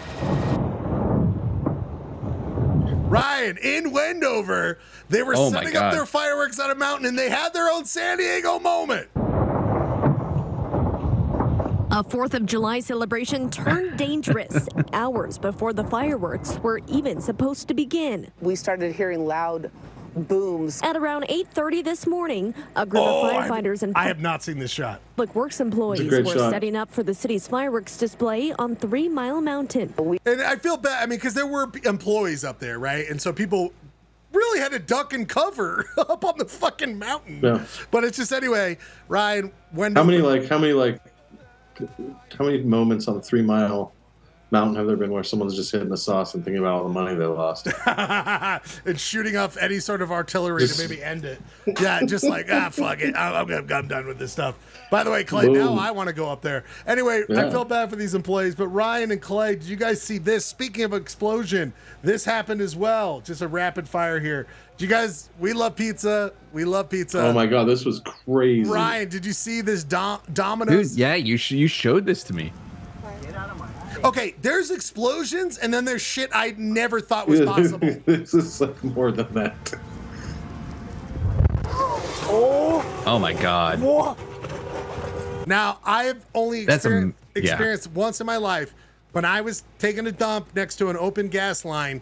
That same thing happened. That same. Amazing that you lived through On a that. cig, and it fucking happened. But Jesus Christ! What? I love this person. Like, roll up the window. Roll. That'll save us.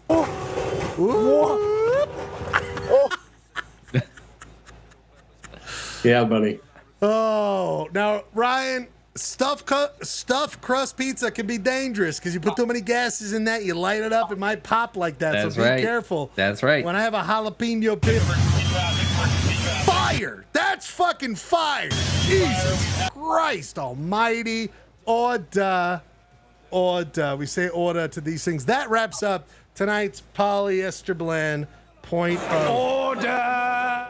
Ordah. We get joined here live by a guy I cannot name, but I will say I somehow took this. I made this 4 years ago. Guy who just joined. Do you remember this at all? He's frozen. Oh. It just says "fuck you, Gurky." That's all it says. We're so glad you're here. You're in time for a new segment coming on Polyester Blend after this music break, which is called Red Hot ChilAI. Ryan, are you ready for that after this music break? Yep. Because we're waiting for people to join us. But after this, Ryan, briefly describe what the game is when we come back. All right. So the game, gonna read you a few bars of a song. Some of them are going to be actual Red Hot Chili Peppers lyrics. Some of them are going to be AI generated, and you had to decide if it's real or if it's AI generated. I love it. Ryan, I will show the screen. I will reveal it. Everyone will be playing against each other. We're going to do jingle draft. Is that Gurky's computer making weird barky noises? Have you never not noticed that Gurky's computer always makes these most horrible noises? The most horrible, horrendous noises. And that's not just him playing Coob when he's... I don't know how Gurky... That is like 5 years of Gurky just like... It's like Gurky has a CB radio that plays along. Where do you with think he it. gets all his stories? He's got a scanner in the background. And It's like old school. It's old school. He's just getting CB radio. People, we're going to take another 2-minute break in the wonderful Grand Canyon Suite. 2 minutes of this. This section is going to be called Painted Desert. Again, Clay, I'm devastated. I'm devastated by the loss of the great. You know, Moab has a pretty decent one going on right now too. The little Sapphire is freaking crazy. That's the other thing, though, Clay, is that fire that happened at the North Rim just going to keep happening. It's just going to keep. Fires will happen. They're getting bigger. People, 2 minutes of the wonderful Grand Canyon Suite performed by the NBC Symphony 1943. Toscanini is the conductor. We listen to 2 minutes of this. We'll be back with more wonderful Polyester Blend. 2 minutes. We'll be back. Pauly Shore.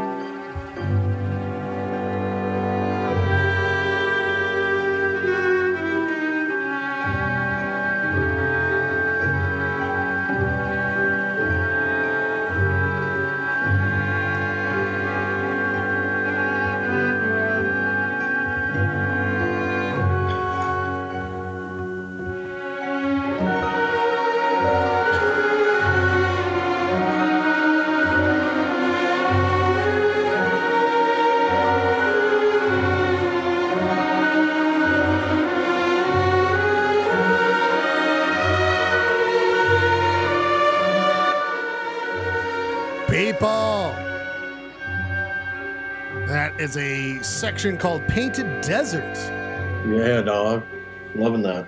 Isn't that fun? We got more of that here tonight. Hey, I forgot to say on my sports roundup, R.I.P. Frank Layden. I forgot to say. Yeah. I don't know why I didn't say that. Well, one of the I would consider the founding fathers of the Utah Jazz.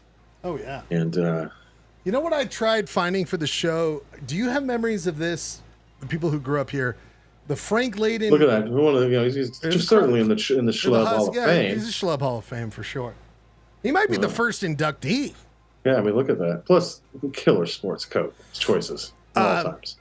Do you remember the chili cook-off? He wants a 31-ounce steak. That's what he's saying. Right there, 31-ounce steak. 3-1. 3-1. And by the way, I mean, do you remember the chili cook-off ads? That was like synonymous when I was a kid. Of like in the winter, like he had a voice that was very distinct, like Frank Layden chili cook-off. Yeah, it was like a New York accent with some like a little. His mouth and his tongue and his mouth could not meet up. Like Frank Layden chili cook-off coming up. That he lived to be 93, dude. I mean, that's as a awesome. Husk, it's the dream. Yeah. It's the dream. And he seemed to be, and he got like into the NBA, all that kind of stuff. Speaking of a dinosaur, though we have got a segment, people, we have got to get to before we move on to the Red Hot Chili AI. And it is, of course, our good friend, Producer Rob. Producer Rob, you were there with us. I'm here. Buddy, we've got another one of yours segment that we love calling, what is it called again? Yep. Archosaur Archive. Archosaur Archive. That's right, everybody. He put it. Yeah. He sent it to me. There it is. It is time. Whoa! Wait a minute, Rob. This is controversial. It's not. It's not. You're gonna learn. You're gonna explain why, people. It's time to go one of our hit segments. Archosaur Archive coming up right now on Polyester Blend. Producer Rob, take it away. Okay, so just preface, this might be a bit of a weird one. Ooh, I love this. Okay. Hi, and welcome to Archosaur Archives. Segment where I pull a random Archosaur out of a hat and introduce it to you, award points for your engagement, and then ask you to rate it on the classic scale of 5 minutes to the rest of your life.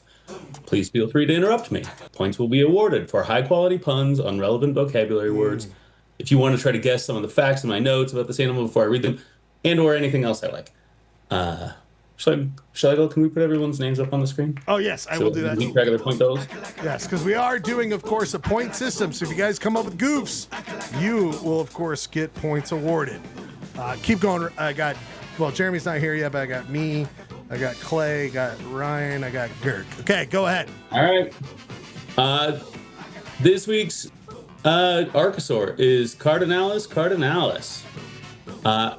It is an extant species within the Cardinalis genus, which is in turn within the Cardinalidae family, which is in turn within the Passeriformes order, which is in turn within the Aves class of the greater Ornithurae clade, which is in turn part of the greater Theropoda clade, which is in turn part of the greater Dinosauria clade, which is in turn part of the greater Archosauria clade. Wait, Rob, I'm looking at a bird, though. Yeah, I just explained all that. Keep going. Its common name is northern cardinal, sometimes also known as the red cardinal. It is so known because it has the northernmost range of any cardinal. It's a medium-sized perching songbird with a distinctive crest atop its head. You can scroll down just a little bit there. Perfect. You can see it's just real medium-sized. They show significant sexual dimorphism. Mature adult females are olive to reddish in color, while mature adult males tend to be bright red with a black mask and a slightly larger crest. They mainly eat grains, but will occasionally snack on insects and fruit. Their range runs from southern Ontario to New Brunswick in the north to Mexico and northern Guatemala and Belize in the south, and runs as far as west as San Diego, but no further north in the west. It has been introduced to both Bermuda and Hawaii. Nests are built from thin twigs and grasses and well-hidden branches 3 to 10 feet off the ground. They lay 3 to 4 pale blue, brown speckled eggs. nestlings defecate. Ryan lays 4 to 5 speckled turds every day. You know what I'm saying, Ryan? Yeah, that's kind of the shape and color of my feces. That makes a lot of sense. Yeah, that makes sense. Do I get a point? You guys both get points for those. Okay. Wow, nice engagement points. Look, I'm giving them away cheap now. Nestlings defecate in the form of a fecal sac, which is a packet of feces enclosed in a tough mucus membrane. Fecal sac? That's my nickname for Clayton Scribner. I mean, what are we doing here? Fecal sac. That's another one. Yeah. Shut up, you sack of shit. That's what you are, fecal sac. I got a point. The first few days worth of fecal sacs, when the nestlings first hatch, are consumed by the parents. Thereafter, they are retrieved and disposed of away from the nest. 7 total U.S. states have made the northern cardinal their state bird, though. They all call them just the cardinal. Rob, hold on. Those states... Wait, Rob, before you're going on. Yeah, sure. Ryan, Clay, Gerke, don't you all just want to listen to what Rob says and not have to think of jokes? I really just want to listen to about these birds. Like, I feel like every time I'm thinking of a joke, I'm like, no, I just want to Typical fecal sack eater response. Fuck you. Go ahead, Rob. Typical. Point. That's Thank 2 you points. Thank you for cutting him off. Bradford, that's another point for you. God damn it. So the 7 U.S. states that have the cardinal as their state bird are Illinois. No, go back up. That's what Gerke's any lady Gerke's been with has said multiple times. Go back up because he has a flaccid penis. Perfect. Yep, that's great. Yes. The 7 states are Illinois, Indiana, Kentucky, North Carolina, Ohio, Virginia, and West Virginia. Accordingly, the Amtrak passenger train from Chicago to D.C. that passes through 6 of these states is called the Cardinal. Fun facts. The reason I chose this particular bird... Gerke's got something. Gerke, what? What you got, Gerke? Did you see when these guys picked the Pope recently? That was pretty impressive. I get a cardinal. Yeah, but like, okay, I knew the card. We got it. Okay, keep going. All right, keep going. That is because they're Midwestern birds. They want to go for that Midwestern Pope. Midwestern Pope. They are named for the Roman Catholic cardinals and their bright red, weird tunics. Yeah, but Ryan, these Midwestern birds can't attract that Pope because he's celibate, baby. He's celibate. All right, come on now. Well, you saying a Pope can't fuck a bird? Is that against the Bible? You should please go to a Catholic church tomorrow, Ryan, and go to confession and be like, just real quick, want to clarify something. Question. How many cardinals are you fucking? Can a cardinal fuck a bird? Go ahead, Rep. All right. The reason I chose this particular bird as this week's star Archosaur is because I recently learned the phrase catastrophic molt alongside pictures of this phenomenon in northern cardinals. This is a phenomenon where a bunch of the bird's feathers fall out all at once. In cardinals, no, go back up. Wait, okay. We're going to I'm staying right there. One below the text. The first one below the text. Okay, you tell me when to move because it's there we go. In cardinals, it tends to be localized almost exclusively their head and neck, and these pictures make the birds look metal as hell. This is a comic that I was introduced to this through by Rosemary Moscow, who's a great comic artist. She does a lot of bird shit, and it's real rad. And this one is, just know your northern cardinals. That's the juvenile. That's an adult male. That's Bloodsheep, the frightful molt demon of the cursed abyss, and that's an adult female. This looks like male pattern birdness instead of baldness. Male pattern birdness. All right, half point for that one. Yes. I think somehow I ended up drafting Catastrophic Bolt at the Woodstock 99. Oops. They played in Woodstock 99 on Friday, I think. That's a point. That's a point. That's a point. That's a point and a half. That's real good. Oh, point and a half. Real good. I like self-deprecation in there. I love it. Keep going. Scroll down and show one more picture, Schlegel. Whoa. This is a photograph of what they actually, no joke, look like. Wait, so when does this happen again, Rob? Why did they? Occasionally, they just molt because they all birds molt their feathers, and occasionally in like the spring, they will molt kind of all at once because they don't really do a lot of migration. They tend to just stay in one place all year. Well, do these? So as it gets a little hotter, they go to molt, and then some weird thing happens where it's just mostly head all at once. Well, I was just gonna say, are they Jewish? Because it looks like it's a little circumcised head there. You know what I'm saying? That's a full quarter point right there. Thank you. Quarter point. Quarter point is very generous. Looks like they just took their faces off. But, and then just scroll down to the next one, and we can scroll slowly through the rest of these Rob, pictures. they will regrow that hair on the head. It's just all the feathers come back, and that's what it's every a week temporary condition. when Ryan's shaving his pubes, they come back every week, right? Just like this cardinal, right, Ryan? Right.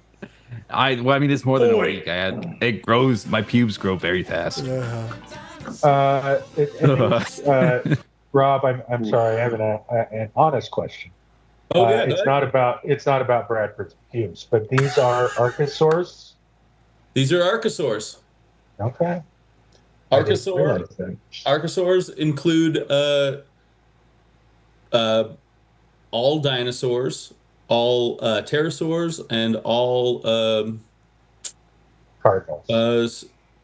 I don't know, all alligator or crocodile-like creatures. And birds are within dinosaurs. Birds are just a kind of dinosaur that didn't go extinct. Got it, Kirky? Cool. Jesus, catch up. I got it. Already. Jesus. I know. Is a pterodactyl a kind of dinosaur, or that's different? That's different. That is a type of archosaur, but it is not. But not a type of dinosaur. Okay, that's what I thought. But a bird is a type of dinosaur. Yes. And that's why predators are still called raptors. Sure, yeah. All right. Yeah. Are we talking about cardinals again? Yeah. Just scroll down a little more, Schlegel. Let's look at the last couple pictures here. Yeesh. Look at those beauties. They look so dude. That they should have a St. Louis Cardinals logo, right, Kirk? That looks like that. That's way more menacing than a normal Cardinal, right, Kirk? Or am I wrong here? It looks metal. It's catastrophic molt night. First 400 bald dudes through the door get a free bobblehead. That's 3 points for Girk. That's 3 points for Girk. That's real good stuff. That's real good stuff. Yeah, I liked it. Okay. Well, let's give him another 1.5 points. I give him a lot. All right, keep going. Okay.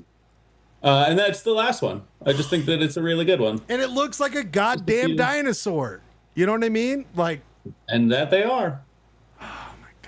People, do you see All why right, that's all I got. Do you see why Archosaur Archives is it's the best? Rob, again, tremendous. We'll see the points on the right. Gerke coming back, molting his dumb jokes for good ones. He has a head full of disgusting points. 4.5. He wins this week's Archosaur. I had no Archosaur jokes. I'm so sorry. I will say So the first school that I worked at, Hoover High School, had a cardinal as the mascot, and so I was for the 2 years that I was working there, I was very obsessed with finding cardinal merch. And for Secret Santa last year, I was at the thrift store by our house, and I found these Cracker Barrel seasonal salt and pepper shakers that were shaped like cardinals, one with a top hat, I believe, and it was the best thing that I had ever found, and I really just want a pair of cardinal salt and pepper shakers now.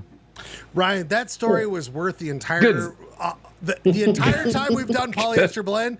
That story has made it worth it. I was hoping that you were I was waiting for you to search it out, the cardinal salt and pepper shakers. It did the thing that no one knows about. And then you did not. Anyway, you didn't do it, buddy. I molted your story from my head, and I'm never gonna think about it again. But I am gonna think about your next segment, buddy. It's time for the hit segment we've been all wanting to do. Red Hot ChilAI lyrics, Ryan. Are you ready? Yeah, we are ready. Do you have the? I do. So you doc? So I'm gonna.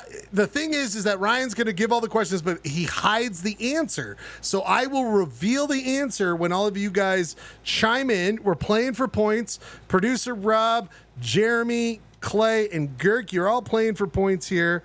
And I will see how it goes. Ryan, you tell me, but I reveal the answer when you tell me to. Okay, Ryan? All right.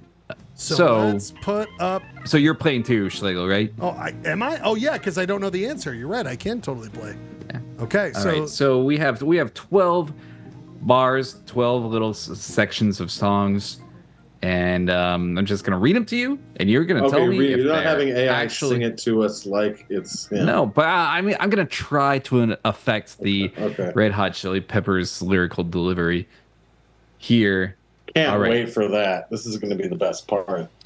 All right, number 1. Greedy little people in a sea of distress. Keep your move to receive your less. Unimpressed by material access. Love is free. Love me, say hell yes. All right, Schlegel, what do you think? Well, I know. So does everyone get a shot at it, or if I get it so right? Basically, all you need to do is say yes or no. Okay, well, that's yes, because I know hell yes is definitely the end of a song by Chili Peppers. Yeah, that was. And you're keeping score, Ryan? Are you keeping score? Yeah, I'll keep score. Okay. I guess you're returning the favor because he gives you softballs on the city's quiz. You're giving him softballs on ChilAI. Dude, I get it. Dude, your fucking head is exposed, Clay. You molted any of your friendship. It's time. I'm cardinaling your ass. Let's go, baby. Yeah, buddy. I say yes, it's real. All right. Jeremy, what do you say? I'm also going to say it's real unless you specifically ask the AI to match the meter of Give It Away, because I imagine if you did that, it would be something very similar. But we all get to. Okay, we all. Sorry, I wouldn't have accused this being a softball. Okay. I know that he gets. Okay, sorry. Rookie mistake. All right. This is the first round of AI. But Clayton has disqualified himself. Yeah. Oh, this is obvious. This is obviously Give It Away, and it's. I believe it's word for word. So yeah. So yes. What about you, This is right. This is right when in the video when Anthony Kiedis is rubbing silver paint on his Johnson. Wait, I didn't know we could get bonus points if we talk about exactly where in the music video this is. And it always involves referencing Anthony Kiedis' Johnson.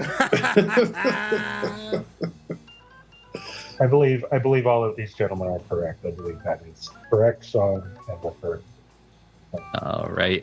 So we got 4 yeses. What, Schlegel, do you want to? Producer Rob, though. Oh, I'm sorry, Rob. I'm going to say no, just so I can snake a point if I can. Okay. Ooh, strategic. Whoops. They call it a Hail Mary. Schlegel, you want to reveal? So yeah, you were correct. That was Red Hot Chili Peppers. Give It Away. Give it away. Give it away. Give it away. Give it away. Looks like Rob just gave away a point. Come on, I gotta get. That should be a bigger laugh line. So how many? My Jeb Bush. I liked it. Clayton, great joke. Okay, please clap. Please clap. Please clap. Please clap. Okay, so what do we got next, right? Oh, here's number 2. Do you want to go dancing in Chicago? Trinidad's got it bad for Tobago. Take me to the lake where we do the avocado. Hallelujah, a desperado. Fuck that. Now, man. Ryan, we're doing all of their lyrics, right? So it could have been this last year they came out with an album like this. Is that right? Yeah. So, Schlegel, what do you say? I'm just going to go by, I'm going to play the stupid idea that you would go next false. I'm going to go false. Okay, what about you, Jeremy? Jeremy's crashed on his bike right now. He's getting out of here. He's doing the avocado. The avocado line just made me crash my bike. I didn't want to live anymore. I swerved on down. Jeremy, don't die, because we don't need to have a memorial service where it's like Jeremy died listening to the false lyrics of Red Hot Chili Peppers. and then all of us in Polyester Blend sing the fake song at your memorial. He died doing what he loved. Yeah. You know, Less than 5 seconds. Come on. I'm just trying to think. I know. I mean, come on. What's more Free to play. depressing, that being final? I'm going to say it's real. I'm going to say it's a real. All right, so you're going yes. Okay. RHCP lyric. All right, Clay Dog, what do you think? I refuse to live on a planet where Trinidad's got it bad for Tobago. So no? Wait, I refuse to live on a planet that happens. But I actually think it might be real. Dude. I mean, is he capable of writing Trinidad's got it bad for Tobago? That's really what I want to know. Like is someone capable? Does he have the Do you want smarts? dancing in Chicago? Trinidad's got it bad for Trinidado. I mean, like, come on, man. Are you serious?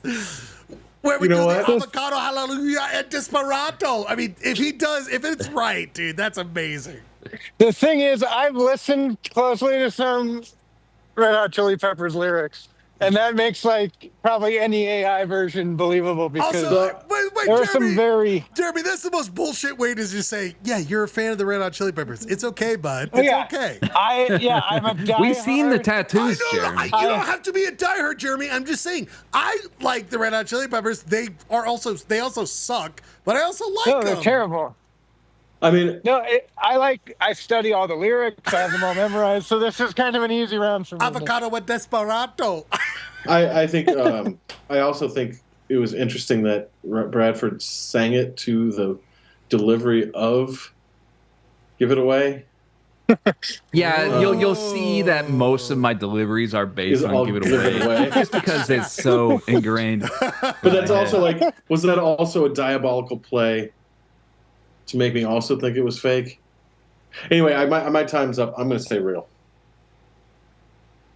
So yes, okay. Yes, real. Gurky, what do you think? Real chilies. They couldn't come up with something that brilliant. They couldn't. So you're going no. I'm just pissed that your Coob team stole the what obviously should be the official motto of the polyester blend: no practice, low expectations. And Yeah, put you like on your that? hat. Yeah. Well, can you read it? You gotta, oh, there you go. Schlegel, you see that hat? Do we lose Schlegel? See the hat? Schlegel? What? Schlegel. Oh, I'm right here. We lost Schlegel. No, I'm right here. I'm right here. He had to go blast the skunk with his urine. Have you seen Gurky's hat? Oh, I love it. The fucking yeah. I was gonna say something. I didn't want to derail the segment we're in, but okay, sorry. You can order them off the website. We have 12. 25. What? Go ahead. Anyway, I'm sorry. I'm trying to show people. I was gonna say we have 12 of these. We don't have to get through all of them. Let's do 4 of these. Go on. And then we'll do the rest later. Okay, Ryan? Jeremy has like his lyrical like analysis sheet right there. Right, he's got that. Rob, he goes into his fake. Dang, That's look a at no that. for me. Can No you for guys see you. this? What we is got a live geyser coming out of our. No, it just started. Oh shit! Is that the sinkhole? That's the sinkhole. Okay, Jeremy, Sorry. I kept thinking you were making fun of the show. I kept thinking you'd be like, No. Janine, jump No, onto no, this there's a- sinkhole. No, this is in front of our neighbor's house, and it's crept all the way down in front of our house now. Holy shit! And it's moving down toward the next house, and it's also creeping farther and farther into the middle. Is public utilities there, or do you have the city officials a part Yeah, of this? I mean, they put a barricade. Hey, They put a barricade here. They put a barricade, man. so I try to defend city government, and then it's like, we put a barricade up. What do you want from us, man? Come on, fuck off. We interrupt Red Hot Chili lyrics for our breaking yeah. news. We gotta watch Hey, you Polyester dig? Blend. Yeah, they marked up the street. We dig. We dig. We dig. We dig. We dig. We dig. We put a barricade. We barricade. Holy We shit. dig. We dig. I think our Red Hot Chili Peppers did. Holy shit. I was gonna say you What a got mess. this overflow of moisture Oh, what a because we're mess. reading Red Hot Chili Peppers lyrics. We did. Gets the street wet. is the grossest thing I've ever seen. All right, Ryan. Who else has to? We should do 2 more of these. We got them all. We got them all. Okay, so what is it, Ryan? Is it real or not? You reveal. What? Oh, Well, I can't see it. I we can't see it. Sorry. Jesus, guys, this is complicated. What I'm doing up here. Yeah, yes. It's real. It's What the real. fuck? Can we listen to this song? What the? We Turn Red. I think it's from their newest album. Okay, hold on, Chief. Hold on. All right, we dig. What is it called, Ryan? Red. We Turn Red. We Turn Red. Yeah, at the dumbness of our lyrics. How wasted we were when we wrote these lyrics. Take me to the lake where Guys, we do the- can we get the camera on me real quick? Yeah. Oh, hold on. Let me pin it for you. Hold on. What the fuck? All right, give us the stuff, Janine. This is what we're looking at. This is Jeremy's giving us an update on road conditions. As we listen to We Red by Red Hot Chili Peppers. Well, he was giving us an ASMR update, which Yes. Yeah, Which, he by wants, the way, he don't wants, think I don't think Frusciante was on this album. Yeah, Frusciante saw those lyrics. He's like, sitting this one out, guys. I'll be back. I'm gonna not be a part of this. I love it. Jeremy, you're pinned. I don't know what you want us to do. I can't hear you. You're muted, Jeremy. You're muted. Oh, I'm muted because it's really just a visual of it's hard to get good lighting conditions in here. Well, but you basically got water out of asphalt, so it's pretty fun Is out your here. is your driveway fucked, or like how fucked are you guys? Right in front of our driveway. Yeah, the barricade here ends. We saw it. We love the barricade. Creepy. Seems like we've lost. The flashlights were working earlier. Now they can't really By the see way, anything. Clay, live in the city of Salt Lake. I love this on PBL, like action happening in Salt Lake Action. City. Mm-hmm. I like Oh, is it? Does my hand come out? I don't know. I don't know how to operate a camera. All right, Jeremy's like, pin this. I got this, motherfuckers. I'm gonna pin this motherfucker. And then it's like, I don't even know how cameras work. Can we continue on with this? Yes, we must continue. Yeah, we must continue.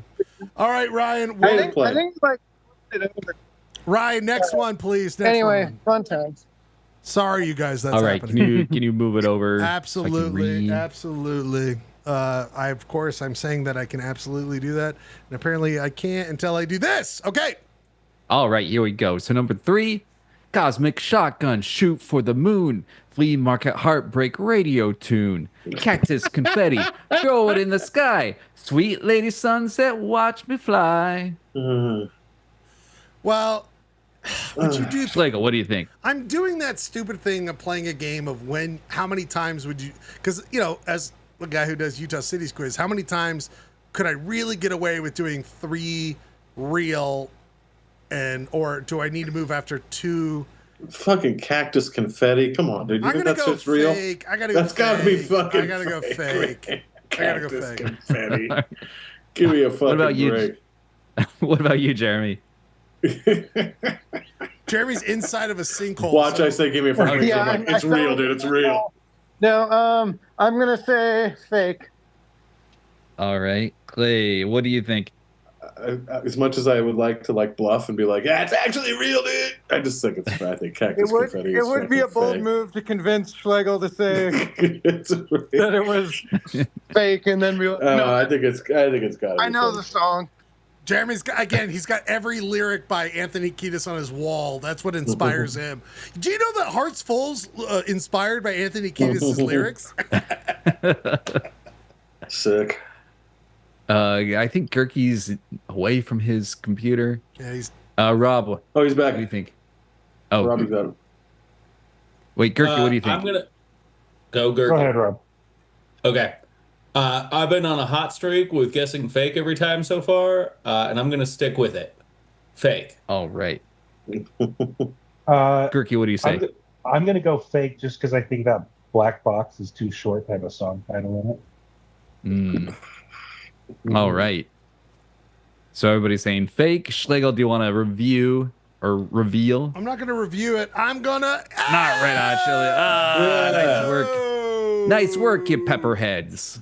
You know a fake pepper. Let's do one more, Ryan. Let's do one more. Okay. Dude, are we not doing avocado rodeo? Okay. Oh, okay. Phew.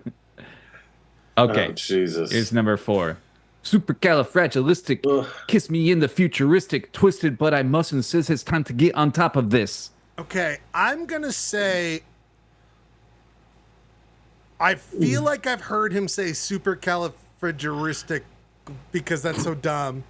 And it somehow, like, Anthony Kiedis ruined my life by saying lyrics like that will stay in my brain. Like, that like, how to fix humanity, how to take care of another person doesn't occupy my brain, but supercalifragilistic does occupy, it has storage in my brain.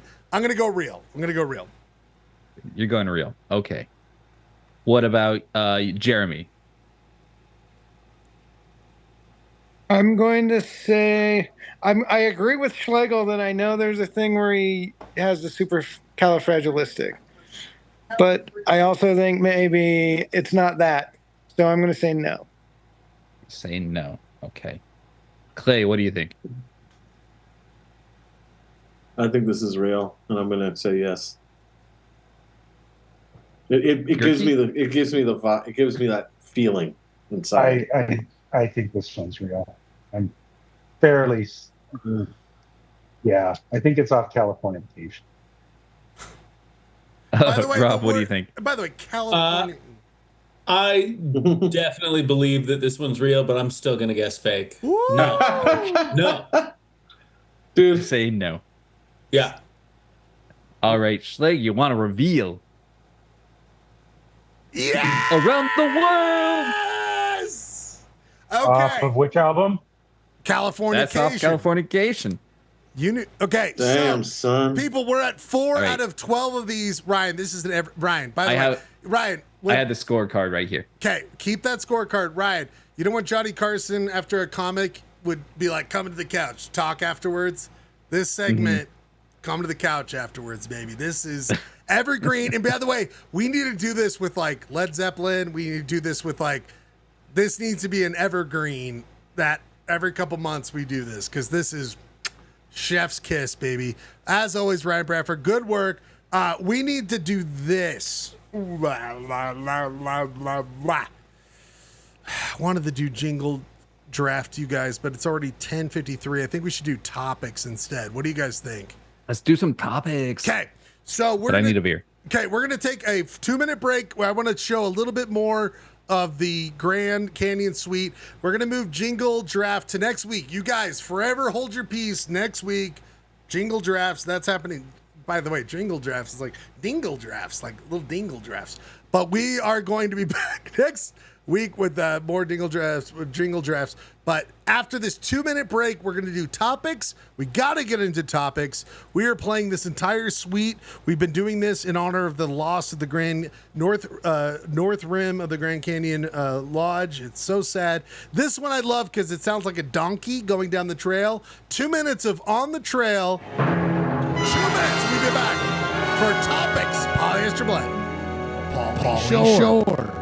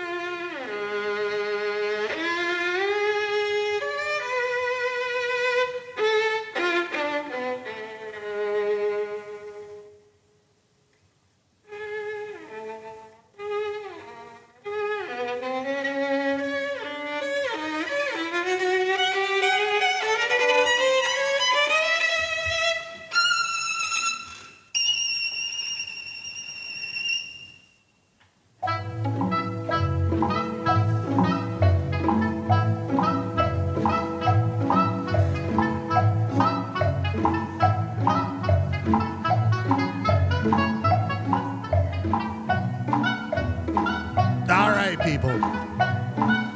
I have this on record because that's how cool I am. But I love this part of the show, the Grand Canyon Suite. Because it's Ryan. It's you on a donkey.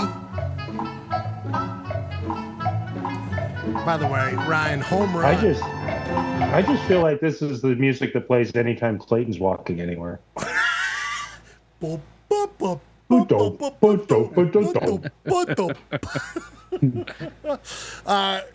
the way, I don't know if it was shown earlier, but Gerke last week, where in the world Chaz Salt Lake City was. He was at Ray's Tavern. Yeah. Ray's Tavern. Love it. We'll do more of that as time goes on. And just so you guys know, I was out there. I thought I smelled something, and it wasn't just my own toots. But Girk and everyone here just know that he's back. Chunk the Skunk Watch is back. I saw the skunk. We're in battle. We have to deal with that. But we're also going to be in battle on this. What is the right topic? We have plenty of them. The final segment here tonight, people. It's time for topics, people. Everyone here will hear what the topics are. The first version of topics is versus. One thing versus another. We're going to start with Girk. Girk, you ready for topics? Hell yeah. Here we go, buddy. The first one is this. Waking up or going to bed? Waking up or going to bed? Not even close, or do you have feelings? Do I get to kill one of these two things? No, it's just pick one over the other. Pick one over the other. Going to bed is way better than waking up. I don't even think it's close. Ryan Bradford, what do you think? Oh yeah. Going to bed. Ryan, let's say you've woken up with your good friend Ryan Schlegel in Las Vegas, Nevada. You're gonna go do Twilight, the miniature golf. I mean, is that a waking up that's better? I mean, that's worth waking up. Is the good waking ups better than the normal going to bed, Ryan? What about that? Good. Well, you're at Disneyland. There's been some mornings where I've like woken up and just I want to get that morning coffee, and the morning is beautiful. You're gonna play. I think overall going to bed is great. Kirk, but there are some cases for waking up. I guess somebody could make the argument that like when you're a kid and it's Christmas, that's it. Like that waking up is pretty epic, and the going to bed the night before is pretty brutal. Clay, your thoughts on the general concept of going to bed or waking up? Wait, don't. By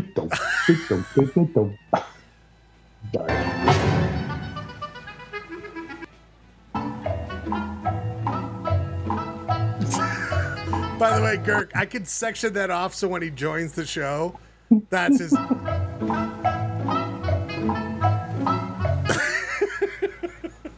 I mean, it's your show, man. I can't tell you what to do. All right, Clay, buddy, what do you think? We love you. And we love hearing from Clay. Jeremy. Oh, he didn't hear any of that. He didn't hear. Clay, buddy, what do you think between waking up or going to bed, my good friend extraordinaire? I really like waking up and going back to bed. That's really what I really like. A good second snooze. Yeah, waking up and going, God damn, I've got 2.5 hours left.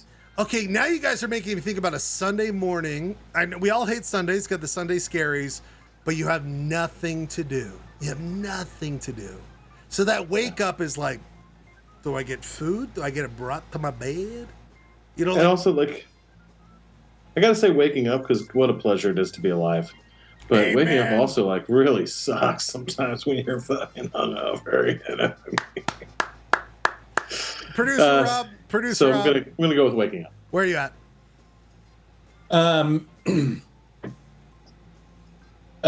Going to bed. If you remember it, just you always got the spins and you want to vomit. That sucks. I prefer waking up sometime around 1 or 2 p.m. Yeah. So nice. So yes, really a time when I can feel most optimistic about my future. Jeremy, the final one to chime in on going to bed or waking up. You know, people have observed some notable exceptions here that I think are valid, but ultimately, usually when you're waking up, you got an alarm clock, you got shit to do, you've got 5 to days, face 5 times out the of the week. misery of living in the modern world.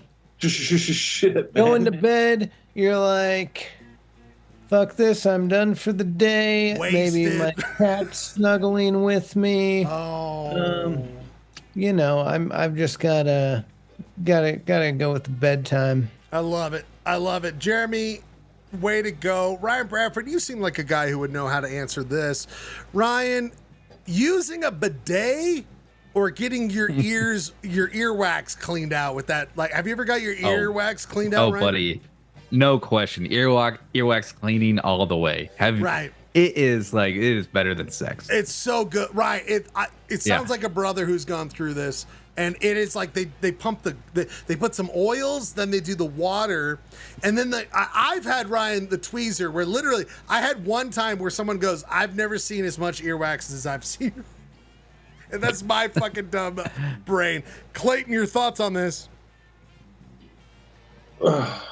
I've actually never used a bidet. It shows. It shows.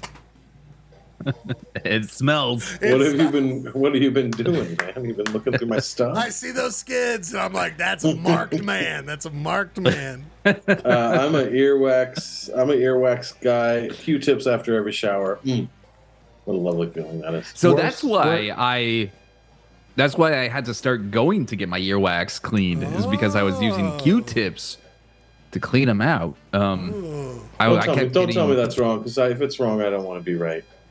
No, buddy, I'm with you every day. I want to put something in my ear because I just have constant itching in my ears. But what? You got bugs up in there? You got bugs up in them ears? No, it's I got it checked out once. It's allergies in my ears. What? Allergies can be in your ears? Yeah. I don't love this planet at all, guys. I don't like this planet. It's a fucked up planet. Producer Rob, earwax cleaning or bidet? I mean, I have a lot of curiosity now about what it's like to have a professional clean out my ears. Oh, it's wonderful. It is. That sounds magical, but I have to talk from my own experience, and I love getting my ass blasted. Producer Rob, that is on the soundboard next week. I all right? love getting my ass blasted. Gurky, where are you at with this bidet earwax business? I'm kind of like Clayton. The only time I've used a bidet is to clean out my earwax. So I think, but based on what Bradford said, yes, I think you probably can't have an eargasm with the earwax cleaning. So I'm going to go with that one. Okay. All right. Fair enough. Clay, this question's for you. To be clear, is this like a power cleaning, like a jet stream earwax? No. So how earwax? I'm not familiar with this process. So it's kind of just like a water jet. But I haven't. So I'm the opposite of Clayton. It's very gentle. So Ryan, explain if it went different for you.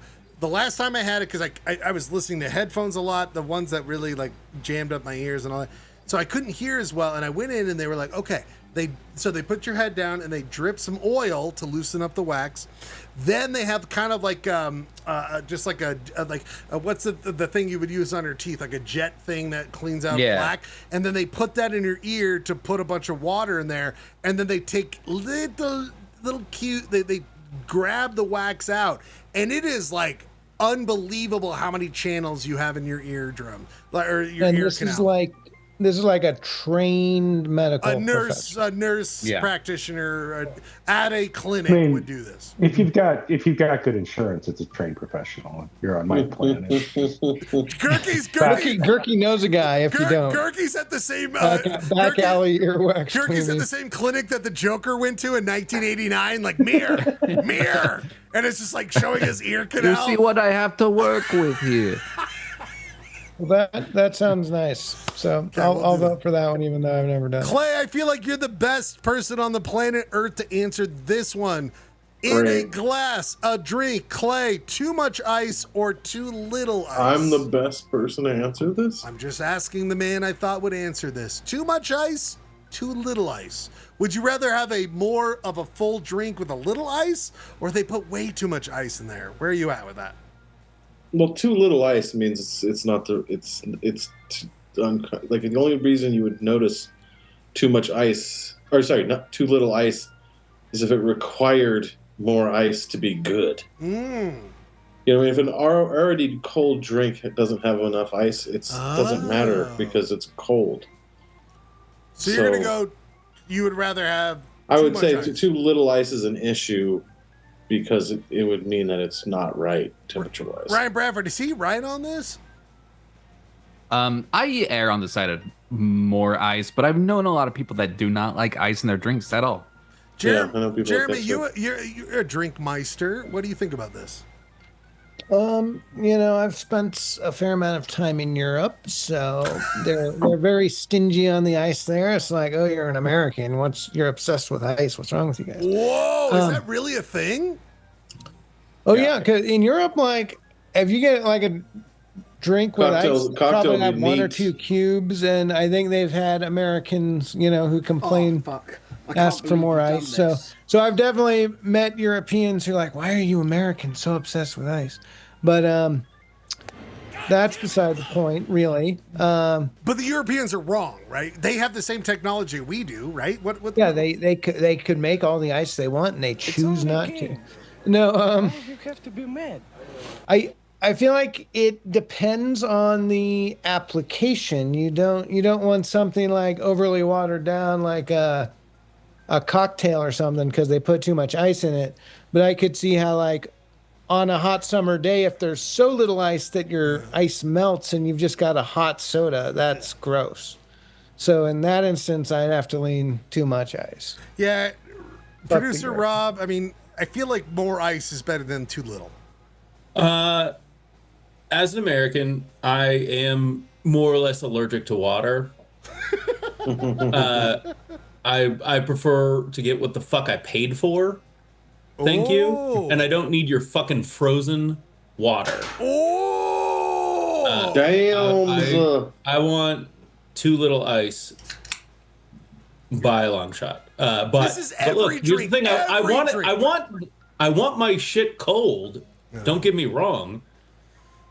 But I don't want to pay for a bunch of fucking ice. If I ordered a bourbon on the rocks, I want bourbon. I don't want rocks. Just get it neat. You know, I'm pretty neutral on the temperature of the water that I drink. Wait, I do not I don't like cold water. I got sensitive teeth. I like room temperature water. I like room temperature water. But Steph has to have ice cubes in it. I don't know. Guys, we might have to come back to this one because I feel like I would much, if I got a cocktail that's supposed to be cold and I had one shitty ice cube and a bunch of liquid, they fucked that shit up. I need to see at least 1 to 2 cubes. 1 to 2 cubes. What if it had one of those like pretentious giant cubes that's transparent because they...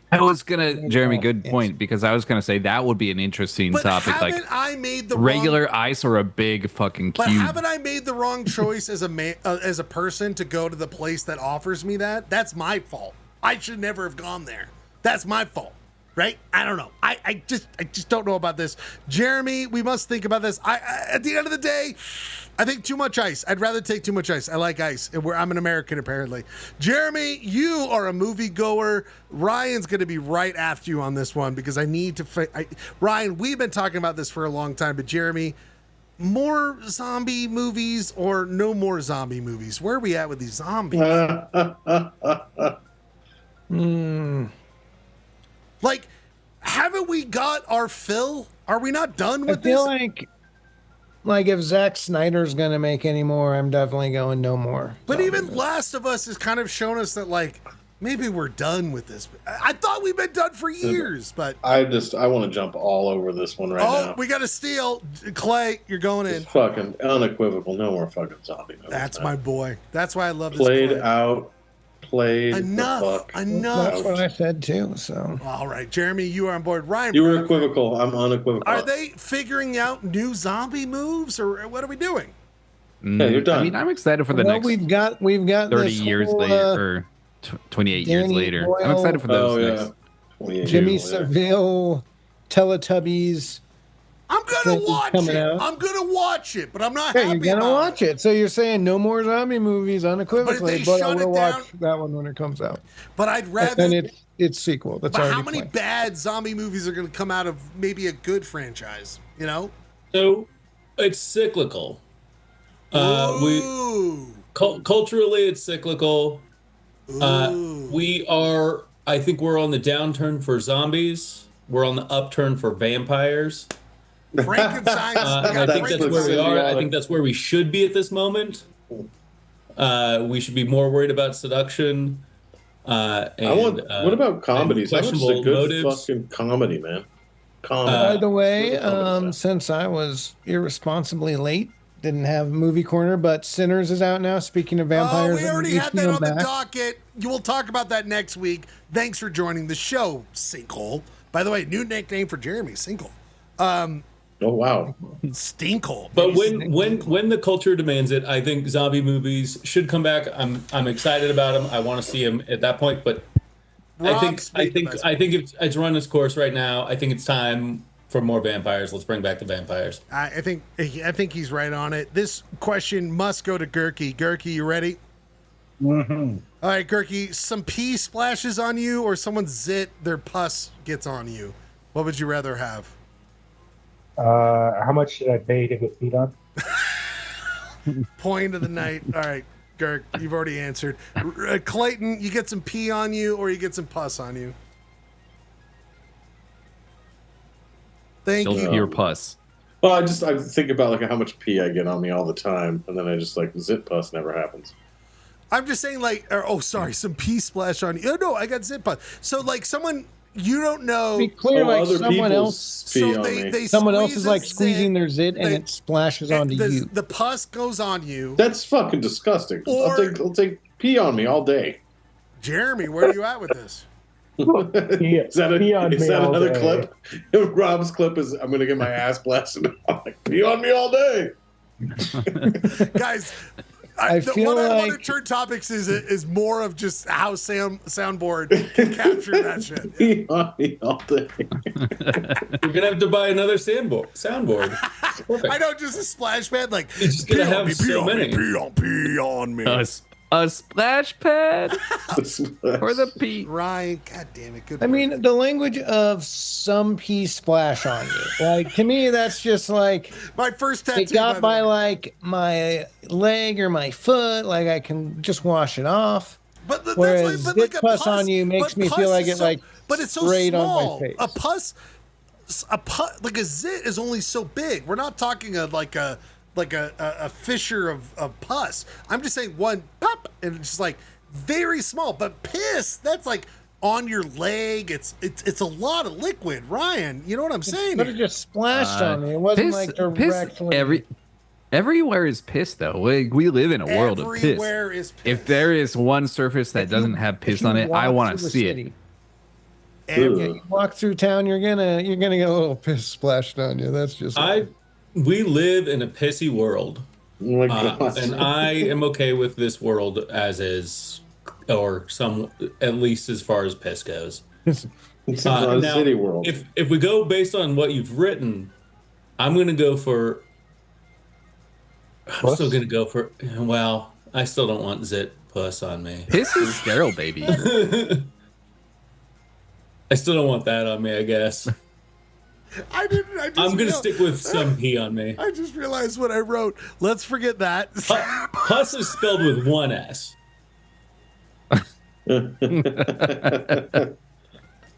All right, that's null and void. Ryan Bradford, start the conversation.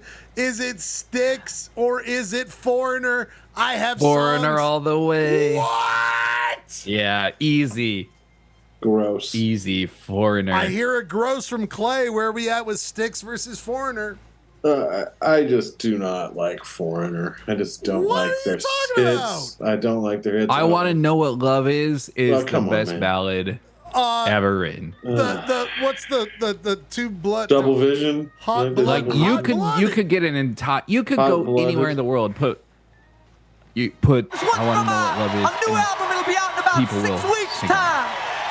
It's called I'm Hot-Blooded. It's Foreigner in a concert. It's 6 weeks. We can have a record. Why didn't we have it on this tour? Shit's fucked up in the 80s.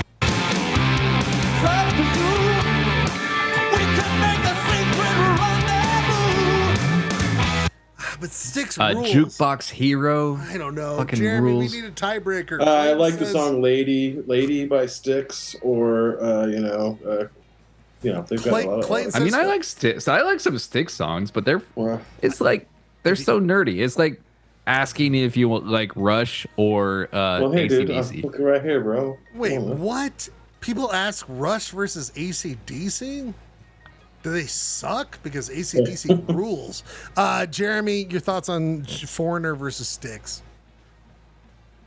I'm gonna say Styx. That's wrong. Producer Rob. Yeah, I mean, Foreigner. Oh, Gurky for the tiebreak.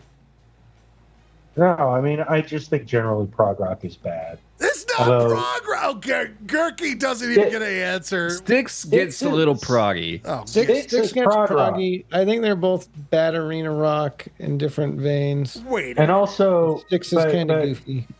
But Mr. Roboto is kind of badass. Wait a minute. Yeah, dude, Kilroy, bro. Yeah, I like the prog goofy rock? shit that Styx This does. is prog rock?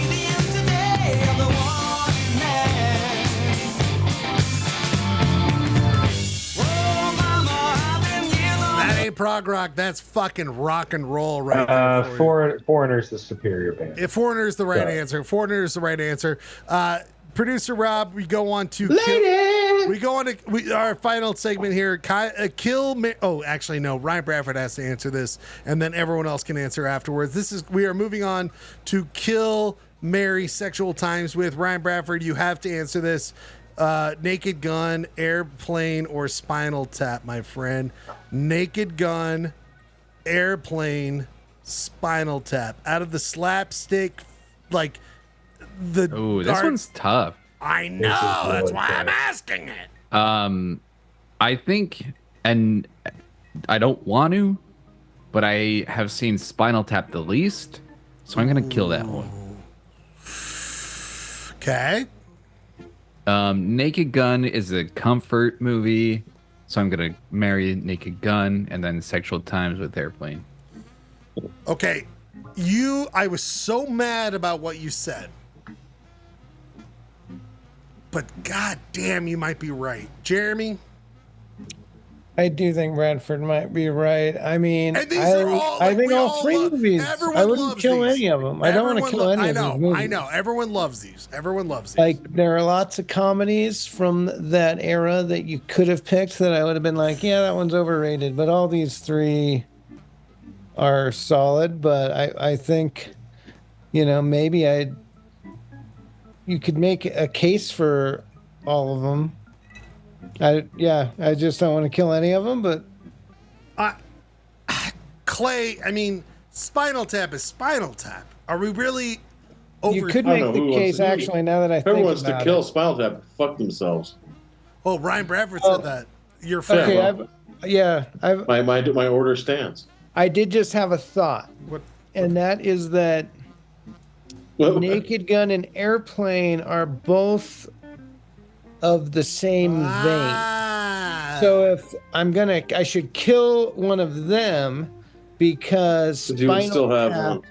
is a different form, so I wouldn't lose the whole mockumentary format and one of the defining film of the genre. So I would have to kill.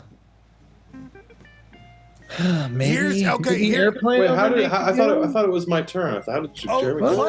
I was still in my turn. And okay. I just got asked for my opinion right in the middle of your turn. exactly. It's a discussion Jeremy, show, Clayton. do you realize that Clayton will just like walk in like a blind, just like it's time for me to just scream out my ideas. Go Oh my ahead, god! Clay. I never speak on this show. I never talk. All I do is listen. Wait. Gergie's right. Gergie's right.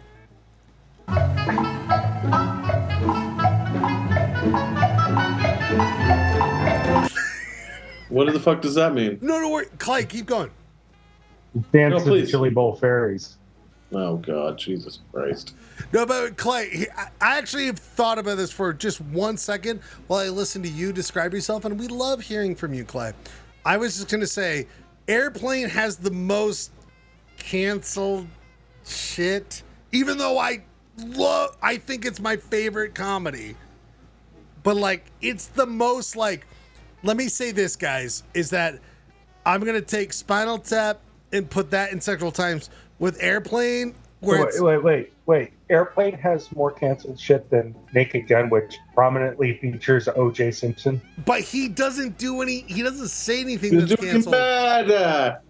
I will say that there's the whole jive talk, which to me is one of my favorite. It's hilarious. But apparently we shouldn't be doing that. Oh, Airplane is the kind of thing I have to go, I love you, and push Guys, you out the plane. But Airplane has boobs in it. And then I was on an airplane today, and I was doing jive talk. That's why the marshals got called. I don't want to hit you up on the rebound with the Metaside. That one, those fucking theme song you guys played for me is not cool. I think Naked Gun, the jokes.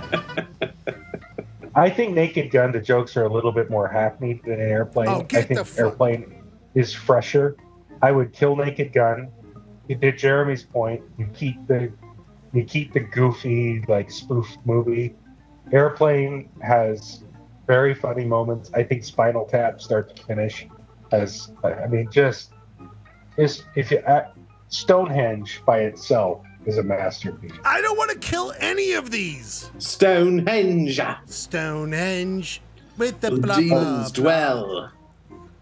And they do live well. I think I raise a practical question. Are we going to do Stonehenge tomorrow night? What you should have done is like Spinal Tap. You Such should a have done good Spinal one. Tap. Like, what would be in that same realm? Like, Best in Show, Waiting for Guffman. well, that's all made by the same person. I was thinking like a Monty Python movie. You know, Oh. like. Well, you know what I mean? I did super slapstick. You're right. Maybe I should have done Spinal Tap's not fair here. Like You know what? Airplane, Naked Gun, and like fucking You know like what? Bases Loaded You know or what? whatever. No, that no, fucking... you're right, Clay. You know what? You're right. No judgment here tonight because it should be mockumentary versus slapstick. Right. User error. Like what was I? What am I thinking? I'm thinking of like the what was the baseball one? Oh, Major League. Major League. Yeah, maybe? no, but you're right. You know what? I fucked it up. It should be slapstick. I did slapstick, mockumentary. Mm-hmm. We'll change that up. No void, null and void. Clay, this is for you. Start this off. I would easily kill Major League with those. Wow, we others. know that. We know. Yeah. We're not- Also, if no Voight is an option, I will kill John Voight. Clayton, God. Led Zeppelin, Pink Floyd, or Black Sabbath. Oh, It's I like Ryan this. Schlegel's high school senior year 3 bands. Did y'all see clips of that final Black Sabbath stuff Yes, that they're I did. doing? Yes, I did. That's we why- did this one already. Well, we might have, but let's just see where everyone's at All right, today. let's see if we Because arrive. I at the have to go through so many of these, Jeremy. Sometimes I'm going to repeat. Well, I mean, I'm sure. I mean, the cooler thing would be to like fuck Black Sabbath because they're fucking cool. But And I they're gotta all go with great. This is again all yeah, great. yeah. These are 3 great bands, like some of the best. But I would say, like, based on me, my upbringing, my relationship with these bands, I would have to kill Black Sabbath, marry Pink Floyd, and fuck with Led Zeppelin. Jeremy? I know it's tough, but Pink Floyd's just fucking money. It's just I'm pretty hey, they have a sure- song called Money. But Money, they're just so there's a money good. sound. What are you, They're an just Icon so user? good. I'm And warning Led Zeppelin. you with peace and love, but I have too much to do. So I think Led last Zeppelin, if you're a time musician, I made the Led Zeppelin comment. is like 100% solid musicians, pretty decent Did you, lyrics. good singer. before you go, Jeremy, did anyone watch the Becoming Led Zeppelin documentary? The most boring documentary about a band I love, and spoiling what I would go with, gave me intro. They're session. I never realized they were session guys. So Clay, These guys are chop guys. They've done their dues, and that's why when they come together, which doesn't necessarily equal to why they work, but like they've did their 10,000 hours as sessions. I actually don't think they were. I don't think they were an amazing live band. If you've ever seen Led Zeppelin live, the DVD. No, I know. I just think their records are just so much better than their live show. That's a great The records are point. just fucking. The records are just fucking masterpieces. That's a really They're good point because masterpieces. I love their live shit because it's something different. But you're fucking right, Clay. Now that I think about it, their records are records. Wow, that's weird, Clay. Jeremy, what do you think? Okay, can I pose a Ryan question? wants to jump in. Ryan wants to jump in. As a fan of all these bands, This is my time, right? Oh, he yields your time back. Like, what are the? We need parliamentary What are rules. the great out besides Dark Side and Wish You Were Here? What are the great Pink Floyd albums? Animals, dog. Hyper Needle? What are we God. doing here, Ryan? Get the The only fuck, one you need to Ryan. listen Your to. time has been given to Jeremy. Get the fuck out of here. I yield my time. Yeah, watch Pompeii, No, you- dog. you What, yield Ryan? my time. Ryan. No, I'm just saying, Ryan, Black yield my Sabbath time. invented a genre. They invented a whole entire genre. Ryan, watch Pink Floyd at Pompeii. That's before Dark Side. They're doing shit that's fantastic. That's Wait. amazing. If you're not saying, are you're saying, okay? I mean, Black Sabbath they did invent a genre, but Pink Floyd invented like a whole thing. They invented like the whole forms of art through No, music. Clay's on the wrong path. The right path is A whole thing. They invented a whole thing. by Okay, the way- fucking hell, wait, guys! but Jesus Clay, Christ! real quick. I'm not a Dawn of the Piper dude. I'm not. Piper Sid gets it up. Barrett. Sid I'm Barrett, not a you're not a Sid Sid Barrett guy. My It's all about the Sid Barrett. But there are Sid Barrett people up there. Does bicycle Oh stuff. my God, Jesus! But my monkey chains are on my brains. Yes, but there are Sid Barrett people out there. But there was a Sid Barrett movement. You know? I would I'm say 100% Pink Floyd a is. Sid Barrett person. All right, Clay. I think that Pink Floyd before Dark Side is more interesting and more diverse than Black Sabbath. But I'm also, why am I fighting against Black Sabbath? I love Black Sabbath. I know. You know, like anyway, Jeremy. They're innocent bystanders in this debate. Well, I feel like a lot of this was said last time we had this topic. Bring that, by the way. I know, we're literally having the same argument we had 6 months ago. Yeah. Cool. But one thing we didn't make because I never got the chance to talk was We're moving on, Jeremy. Thank you so I much. pissed Clayton off by saying that I'd kill Led Zeppelin because we'd still have all the black artists whose licks they stole. Oh, gee. You know what? And I just did a deep dive on all the Zeppelin albums. Whew, those first two. Their sound is so good. They sound so good. But it is just copycat of blues musicians. We asked this to producer Rob because he doesn't know music. What would you just say looking at this? Oh, on this subject, I was thinking about it, and I think maybe the one and only time I've listened to any of these bands on purpose in my life was when I had a crush on a girl over 15 years ago. She said she liked one of these bands, and so I listened to them, I'll bet. Other than that, I mean, they all are fine. All right, Rob. Black Sabbath sounds most intriguing because I've probably known when I've been hearing their music the least. So I know that I don't care for Pink Floyd. Led Zeppelin, I've listened to a little bit. They are fine, so I'll marry them. Black Sabbath, let's explore. Fine. Let's explore. Rob, you should start. Thank you, Rob. Hot take. Thank you, right there. Rob. It's good. Rob, you should start off this conversation. Only two more here. Rob, skyscraper window washer, underwater welder, or Lars Ulrich, personal assistant. Thank you. Hold on, can I just do this one more time? Monkey, baby, my bicycle, my bicycle. Sorry. I don't remember that one for a while. Thank That's you, a good one. buddy. We'll keep doing that. Producer Rob, where are you at with these jobs?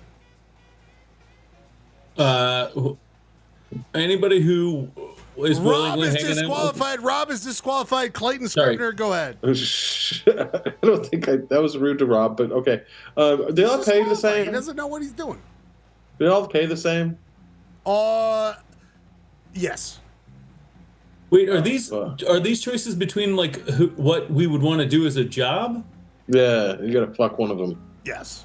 Sorry, Rob. You were disqualified. I just didn't think you knew what Lars Ulrich was. Rob, could you say who that is? Is it one of the guys from Metallica? Oh, Rob, you're back on the Hell clock. yeah. Rob, Oh, you're okay. back on the clock. So that's the drummer. He's notoriously as a shithead. So the shittiest like celebrity, Rob, is Lars. The only Lars I know, and I know it from fun, I think Flash videos dissing them in the post Napster Okay, so era. Rob, so you know what I'm trying to say here is the most two dangerous jobs versus like being yelled at by a celebrity.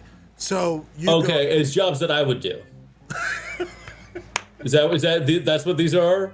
they're for everyone, but you've personalized that, and I love that. Lars Ulrich sounds real bad. Let's just go to straight to kill. There we go, baby. There we go.